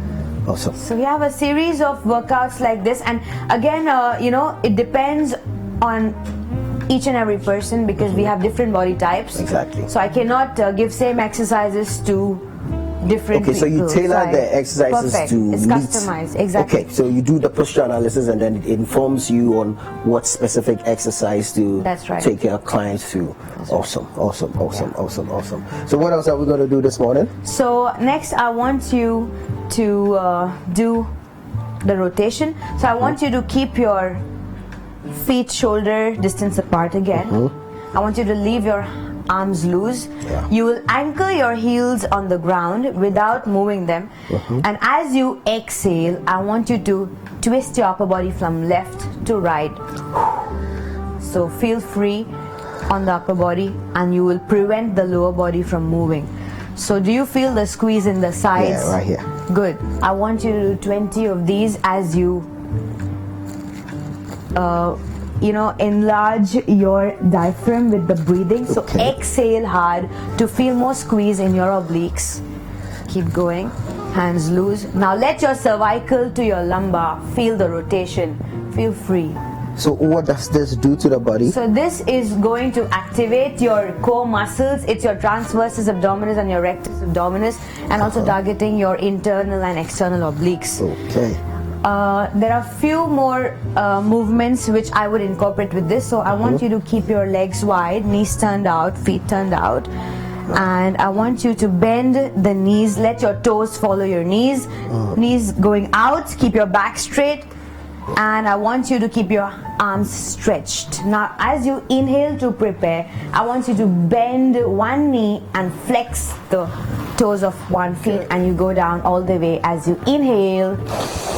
Exhale, activate your core, use the leg muscle to lift, and you shift the stretch to another side. Okay, so we're going to go from one side to the other side. So just release your muscles in the leg to get you started for the series of workout that's going to happen in your session. And then how rigorous should this be? Sorry? How rigorous should this be? It has to be at least 10 to 12 reps, but again, depending on your flexibility, I'm going to go as per your speed. If I feel that your body restricts the movement of going down, I'm going to make you adjust to your body movement, okay? And I'm going to make you feel the squeeze where you cannot, where your body is restricting the movement from going furthermore. Yeah. I'm going to check if your hip flexors are allowing you to do the movement. If not, I then go ahead and work on them. Exactly, because I was going to ask about that, if there are alternatives to this. Say I'm the first time, I never worked out, so I do not have that flexibility. What are the alternatives? The alternatives, you have a lot of alternatives. For example, if I feel that your lower back is tight or your hamstrings are tight, it doesn't allow you to flex your hips more than 90 degrees. I'm going to give you a normal exercise by lying on the ground. I'm going to give you a Pilates ball to squeeze between the knees and just rotate your hips from left to right, and then few movements where you anteriorly tilt the pelvic and extend the spine. So you're twisting your pelvic back and forth. These are tiny core muscles which are getting trained. It's going to help you release your hamstring and your hip flexors. So how long will it take to go through this session to allow me that level of flexibility to do the proper session? 55 minutes is what a standard session is. I think 55 minutes is enough for a person to actually feel good about Pilates, to actually know that we've worked on the right muscles, and including his injuries and injury rehab and his calorie burning. Both are done, together combined in 55-minute session. So. Great. Let's look at the psychological effects of this workout, Pilates. How does it affect my energy levels? How does it affect my psyche if I should go through a session in the morning before I head out to work? Perfect. So I think Pilates is the best thing you can start at the start of the day. It helps because of the breathing technique. It gets your mind in synchronization with your body. You start to feel good because you breathe better, and because it improves your blood circulation. It enhances your mood, it relaxes your mind, and your muscles are relaxed. You feel good about the day, you feel like taking care more of your body, you eat well, you sleep well, you function well, and that's how everything can fall in place. All right, now tell us, what is your normal routine like, your normal session? How do you start it, how do you end it, how many reps do you go? Usually I practice both of them, the mat Pilates and the reformer. There's a difference where people usually in Ghana, they know about mat Pilates. When you mention Pilates, everybody links it to mat Pilates. And P4 Pilates is basically the first fully equipped Pilates reformer studio in Accra, in Ghana, and maybe also one of the few in West Africa. Right. So basically our target is to bring that kind of rehabilitation and fitness services to the people in Accra, so they don't have to travel outside to get it. A lot of Ghanaians know Pilates outside. They travel to UK or to America to do the sessions. They didn't used to have it here in Accra, but now we have it. You mentioned something about flexibility. And if you're not flexible, this is where the reformer also can play a big role, because those machines, they have little strings and different weights that can really stretch and make your muscle leaner and longer, and this is the way where you adapt flexibility. So it's a very one-to-one service where we will work with you closely, with every certain person solely on his own or on her own, and then we target where are the weaknesses, and then once we build the strength with the clients, then you have flexibility, you're strong, you have a very good core, and this helps you to do any kind of activity that you want to do. Not also to mention that your core will be very strong, so you will protect yourself against injuries. So while a person who is not practicing Pilates, he will be sitting behind the desk and having issues with the neck, with the spine.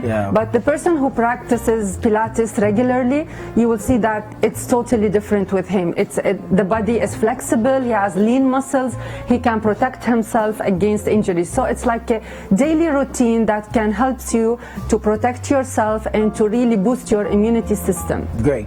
You get people confusing Pilates with yoga?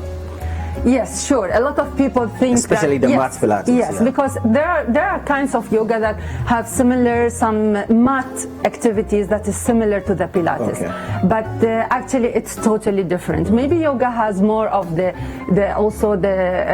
spiritual part that sometimes taps into religion, where Pilates is like purely scientific, and it's like to connect the body, mind and soul through mindful movement, but there's no any religious part to it. It's highly scientific. It's good for people to know how did Pilates start, and it's called after Joseph Pilates, who is the one who invented Pilates in the early 20th century. So basically he's a German who migrated to New York, and Pilates was known when he was trying to work on the soldiers after the First World War. Those soldiers who had injuries, and they were supposed to stay on bed and they cannot move, but then he challenged and he came up with the Pilates concept, where he was using strings to train them, and they were back to normal, and this is where Pilates now was named after him, and it got all this good vibes, and now it's something that is well known in the trend in Europe and in the European world and everyone Middle East. In every street you will see a professional Pilates studio, where we don't have. So now we have one in Accra. Please join us, P4 Pilates. We have two locations also. Great. So we're going to go to a last session and then we can wrap this up. But why is it also called Contrology? So, Nana, when it started off with Joseph Pilates, he used controlled movements on the hospital bed attaching to weighted springs, where the soldiers had to control the body movement in sync with the resistance. So they have to control that. So that's how Contrology was named by Joseph. But then later in the years, through years of modifications, Pilates was the name given. All right. Tell us where we can find you guys. You have two locations now in Accra? We have two locations currently, one at airport, in the middle of airport residential area, next to the DHL, behind the DHL office, the Anchor building, first floor. And we have another branch in Cantonment, which is on the 5th Circle Road, also first floor, on top of Fairway Supermarket. And both locations, they are fully equipped to take mat classes, reformer sessions, rehab sessions. We also have Tai Chi and bar classes. Amazing. On social media, where can we find you? On social media, we are known as P4 Pilates GH, and we also have all our instructors and our the whole team tagged in there. So if you want to find us on social media, it's going to be P4 Pilates GH. Awesome. Would have loved to go into some other sessions, but unfortunately we've run out of time. But hopefully we'll get to come to your spot and then we'll go through the various. Perfect. Last but not the least, we have the free postural analysis going on. So feel free to drop in to check what routines we have. We have 5 different apparatuses in our studio. So just come and explore. Feel good. As Trishna said, please, everybody has an open invitation to do the free posture analysis. You will be amazed when you hear about your body. I was personally amazed. Thank you so very much. P4 Pilates running us through that Pilates session. If you want more, you know where to find them. 2 locations in Accra, and of course they are on social media. This is Breakfast Daily, and we'll be right back.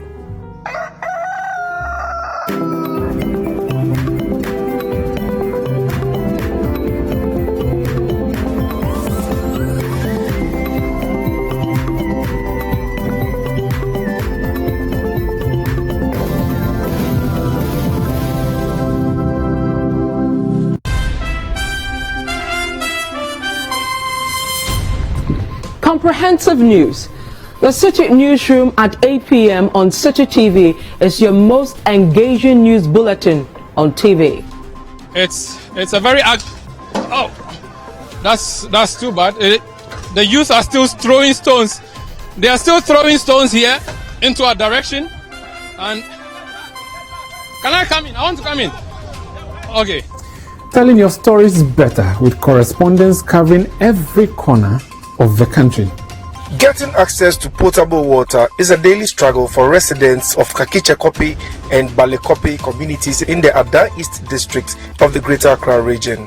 City Newsroom at 8 p.m. Very fluent with issues that concern you.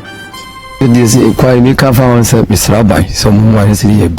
Told you kind of a 1 week. What are you say? Is it unfair? What all this? What all this? We are dying! We are dying! We are dying for Choco! With City Newsroom, your community is now connected. In this our community, all of us we are very sorry about this school. If we went and see the children, they are so small. Even my grandchildren are there. My grandsons are there. If they come out from the school, I have to be easy. Every day at 8 p.m., City Newsroom is live on City TV.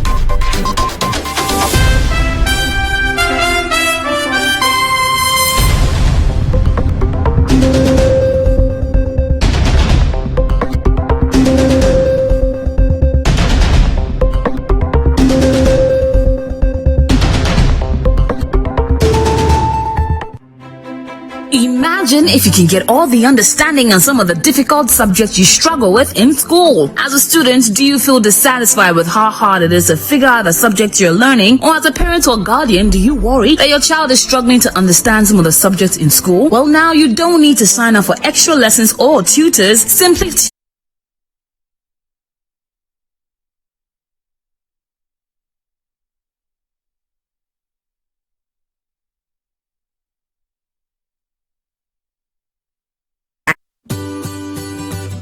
City TV is live on DSTV. Go to channel 363. On GoTV, access City TV on channel 182. On a digital TV, please press the menu button on the remote control and run a new search on your TV. Take note that without an antenna, you cannot access City TV on your television. City TV can be accessed on a free-to-air digital box like the GoTV and Star Times box. City TV, it's your world.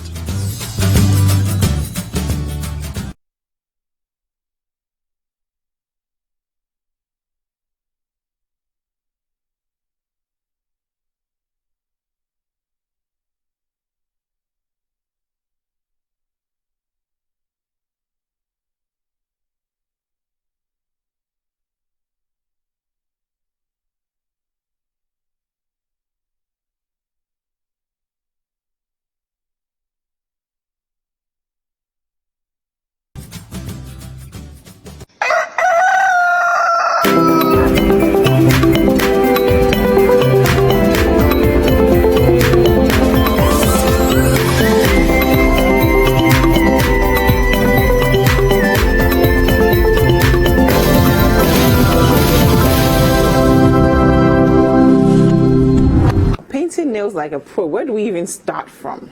What products should we be looking at? Tell us. Anyway, painting nails like a pro is not, it shouldn't be scary. Don't worry about it. I mean, you saying that it's something you try doing since childhood. Have the discipline to do it. Well, it's, first of all, before we start, I would say that you need to make sure your nail bed is taken care of. Okay. Okay? Because if you're going to polish nails and your nail bed is not right, the polish is not going to be smooth. So yes. So how do you take care of that? Okay, so I can see your nails are neatly manicured. Oh really? Yeah. You don't have a problem. You're not giving me funds. No, I'm not giving you funds. It's a fact. Okay. Yeah. So I can see you don't have any ridges on your nail. So you're one of those people who just have, a healthy looking nail. Yeah. Okay. So but if I did it, what would I have needed to do to get it here? If you didn't, then you seek professional advice. So if you came to the spa with your nails looking ridged, I would have actually used like calcium nail polishes to treat your nail bed before starting anything. Okay. Yeah. And what would that do to it? And it will help it smoothing out, and it would make the nail polish look nicer, because that's the final product that you're looking for. Yeah. Now it's Corona season. A lot of people want to learn how to do things at home. What are the products we would need to assemble to get the nail polish right if we're at home? Well, I would say that nail products, for us to be on the safe side, we should use products like SCOPI. Okay. Yeah. What is that? SC is a brand. Okay. I've used it over the years. It's both professional and home service as well. So with those ones, you don't have any problem. Because what happens is sometimes if you use polishes that are not too good and your base coat is not good enough, then you're damaging your nails.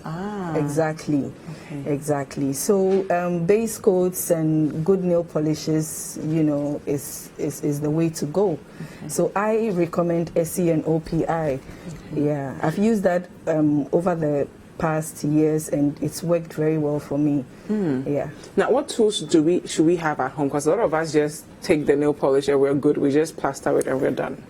Well, as you can see, I've actually packed the home kit here. Yeah. What do we have in for there? For the viewers, we have so we have cuticle nippers. We have cuticle oils. Oh, we can open it and walk them through it. You can open it. Please, go ahead. Cuticle Show us oils. what we have here and what they are used for. Okay, so this is a mani-pedi, how do you call it? It's a manicure pedicure set. Okay. Yeah. So we have the pedicure soap. That's what you use to soak your nails before you start any. This is what they will pour in the water. Exactly. Okay. And then this is a foot scrub. Okay. And then you have the pumice stone. Yeah. And then you have the stick, the pumice stick. You have the cuticle oil. Nice. Yes. You have the buffer. You have the manicure buffer here as well. You have the emery board. You have the nipper. And then you have the trimmer. Wow. Yes. So if you are not a professional and you don't know what you need, you can just come to you. Exactly. You've already done the work get for a home us. kit. Exactly. And we get the kit and then we go home. Yes. What do we use all these things for? How to use it? Yes. Okay, so the first thing, we're doing nails today. So we are targeting your fingers.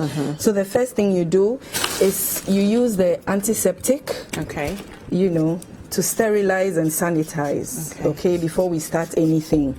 So if you're home and you're by yourself, then you don't need this because your environment is already sterile. And then the next thing you do is you push the cuticles. Okay, this is a cuticle trimmer. Oh, yeah. So after the antiseptic, you apply the cuticle softener. When you're finished applying the cuticle softener, you use the trimmer to push the cuticles, because more often than not your cuticles are stuck on your nails, especially when you're not somebody who does your nails all the time, like me. So we'll get you to come to do it all the time. I'll start coming to visit you. Do that. You push the nails, and then after pushing the nails, you clean it. Now the trick here is, if you're not a professional, I wouldn't advise you use the trimmer.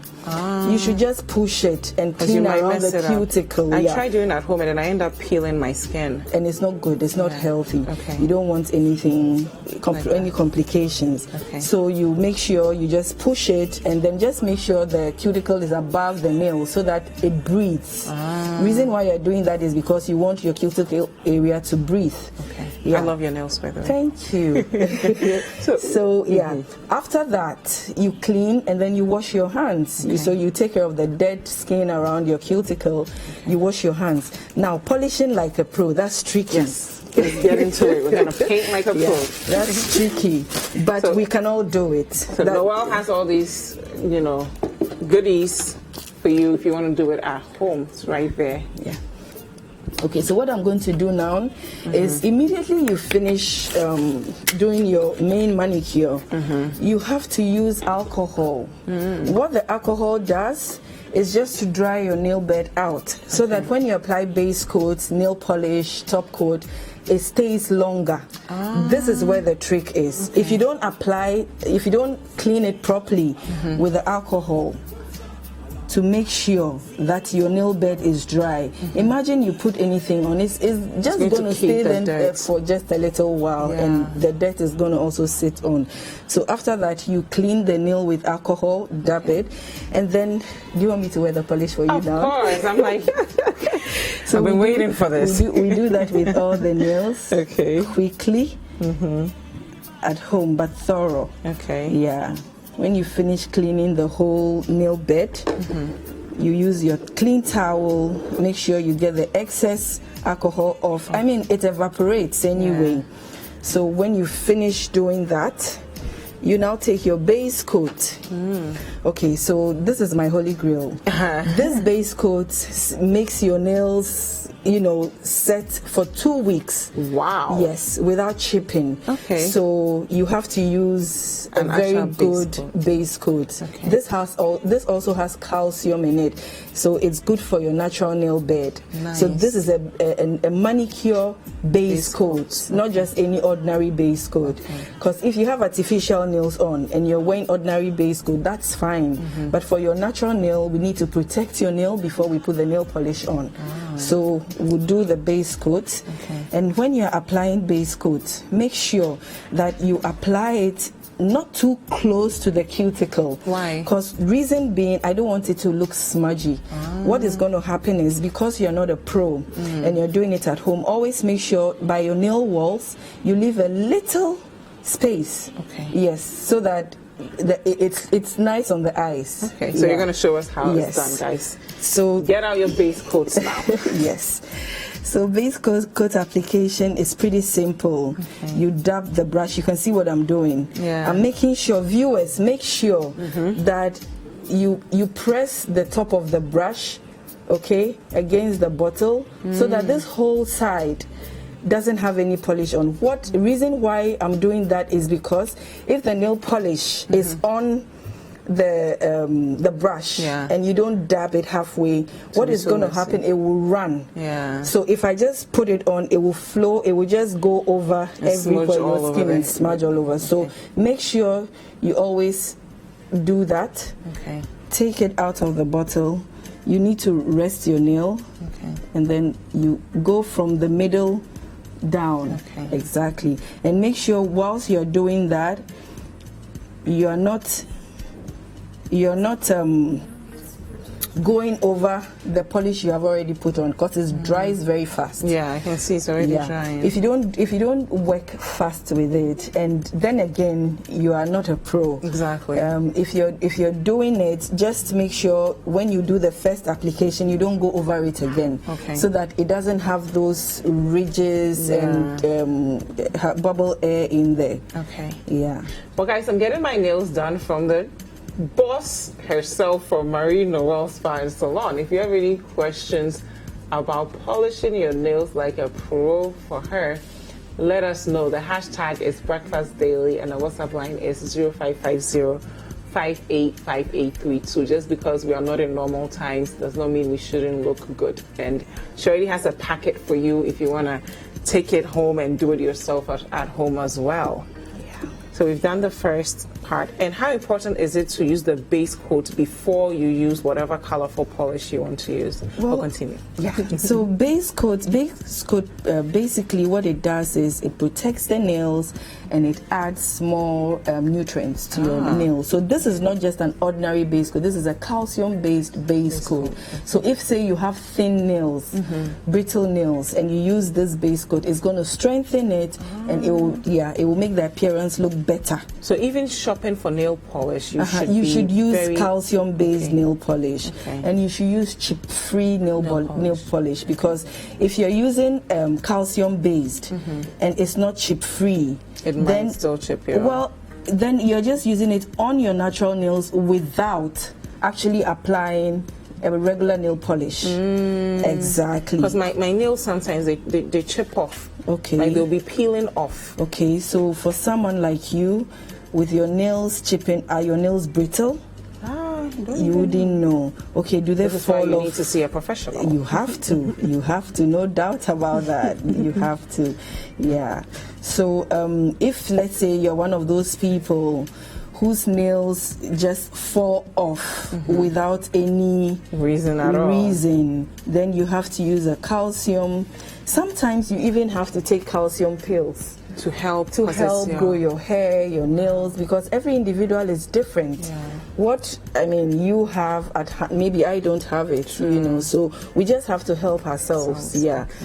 So after applying the base coat, because it's so fast it really dry, looks beautiful. It is, it does. So because it's fast dry, you know, you don't have to wait for a long time before it dries out. Sorry, my mask is just keeps coming down. Yeah.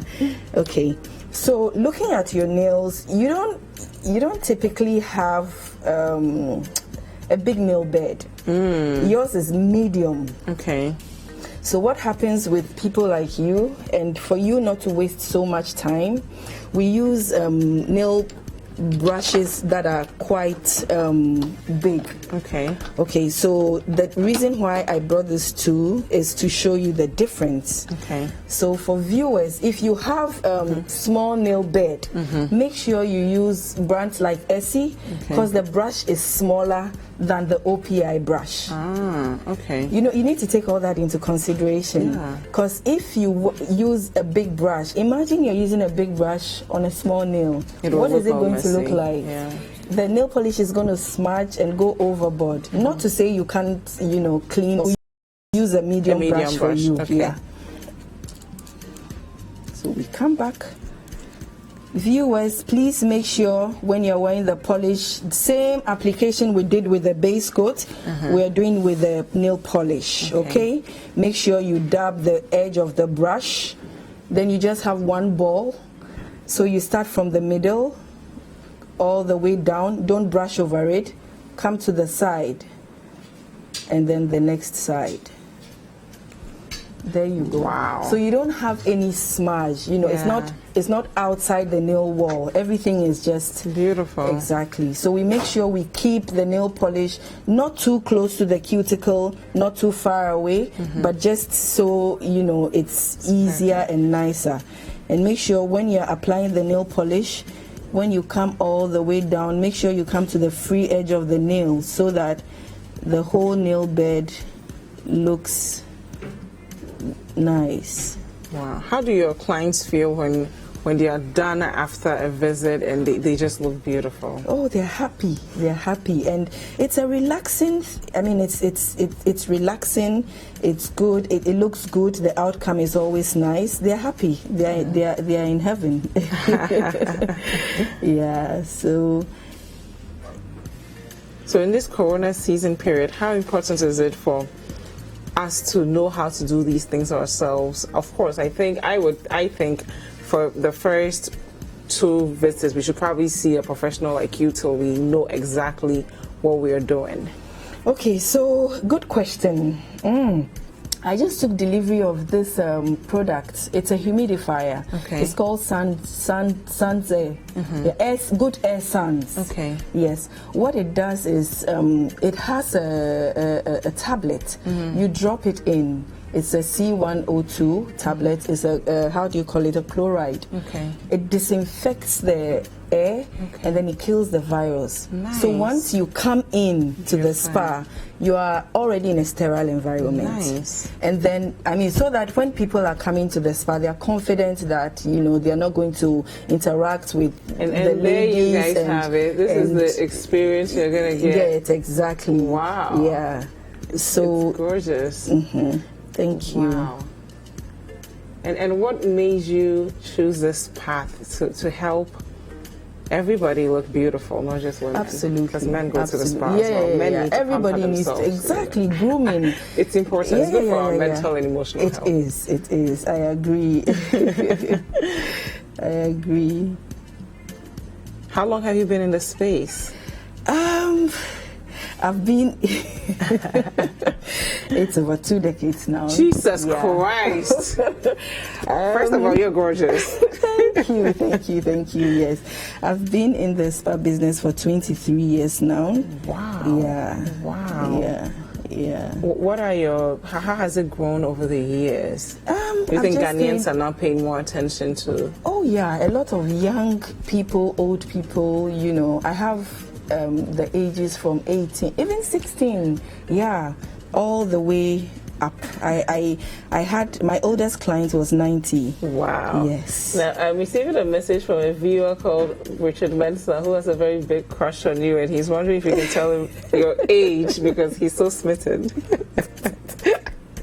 He said 23 years. I think you're way out of his league now. You've been working for 23 years. Yeah. I'm a mother. Wow. I'm married with 4 children. Jesus Christ. Yes. Okay, you have to come back and talk about women taking care of ourselves and chasing our dreams. Oh, yeah. Most definitely. Post kids, everything else. You look beautiful. Thank you. I thought we were age mates. Oh. Now I'm like, listen, let me humble myself. Where do we find Marie Noel? So we have our location. We have one in Osu. Osu is the mother company. Okay. So we have a beauty school at Osu as well. Nice. Yes. So we train students and we do refresher courses for other spas and salon as well. Wow. Okay. Yes, so you definitely come back to help with entrepreneurship tips, because a lot of people have lost their jobs now and are trying to figure out what to do. Yeah, but not only do we do nails, besides the school, our newest product we are introducing is the Yoni product. I don't know if you've heard. I have no idea what goes on in it. You don't know about the V steam? I'm like that. I'm the worst. Oh my God. Tell us about Yoni. Okay, so it's a vaginal rejuvenation. Yes. Maybe I should know what that is. Yes, you should. Shouldn't have said that out loud. No, I shouldn't. Yeah, but it's good for the viewers to also know that not only are you taking care of your JJ. Exactly. Is it like after you have a baby or just in general? Before. It's good for rejuvenation. Okay. It's good for odor. Okay. You know how is it like to tighten it, or it does tightening? Ooh. So we have different types. Okay. We have different types. Yeah. So I'll elaborate on that. You know, we need tips on our self-care. We're done. So beautiful. Thank you so much. I'm happy you like it. I love it. Where do we follow you on social media? How do we find you? We're on Facebook, Marie Noel Spa, Twitter, Marie Noel Spa, Instagram, Pampered by Marie Noel Spa. Thank you so much, Marie Noel. And our website is www.marienoelspa.com. Thank you. Yes. We're all going to pamper ourselves. And Tuffour, I'll be taking you. No, you should take you. We'll take ourselves for some self-care.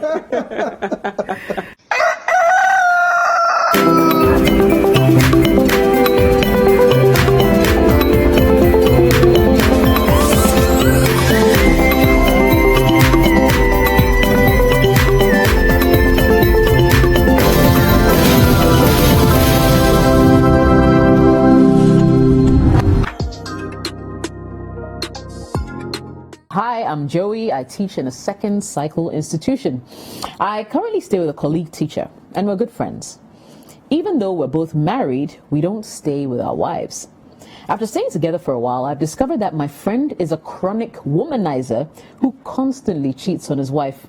He sometimes urges me to have my way with women that come close to me, but I usually just laugh it off. One weekend, I traveled to be with my wife. And when I returned, he told me about how he had slept with 2 women in 2 days. He seems very excited about it. All I said was, "You are doing things and things are doing you." After which we burst out into laughter.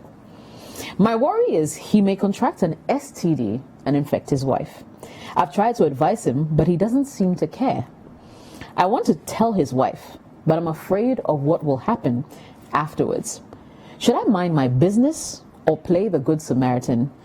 What is the best option for me, sisters? When you give a response like, "Oh, Charlie, they are doing me and you're also doing me," and all of that, it's like, okay, Charlie, thumbs up, you're good to go. I think that you should be able to call the man and have a heart-to-heart conversation with the man.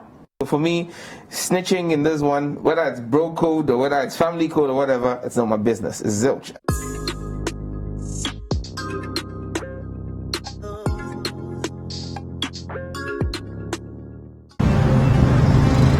Representing a country is no small feat. Because in Ghana, the love for Israel is so real,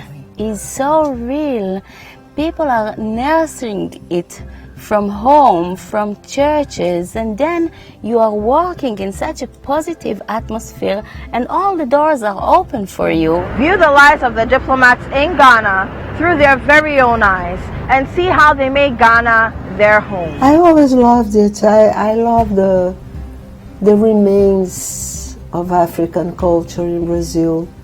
I am very interested in the way Africans were able to, amidst those horrible conditions, they were capable of transforming their African heritage.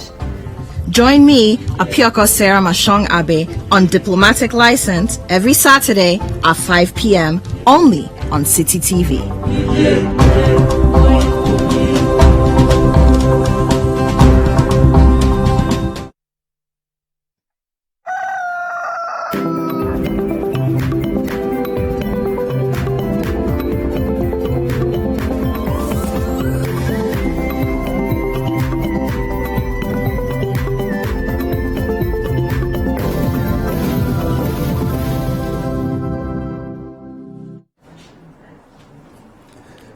Welcome back. It's Breakfast Daily on City TV. Thank you guys so much for joining us for this edition of the show.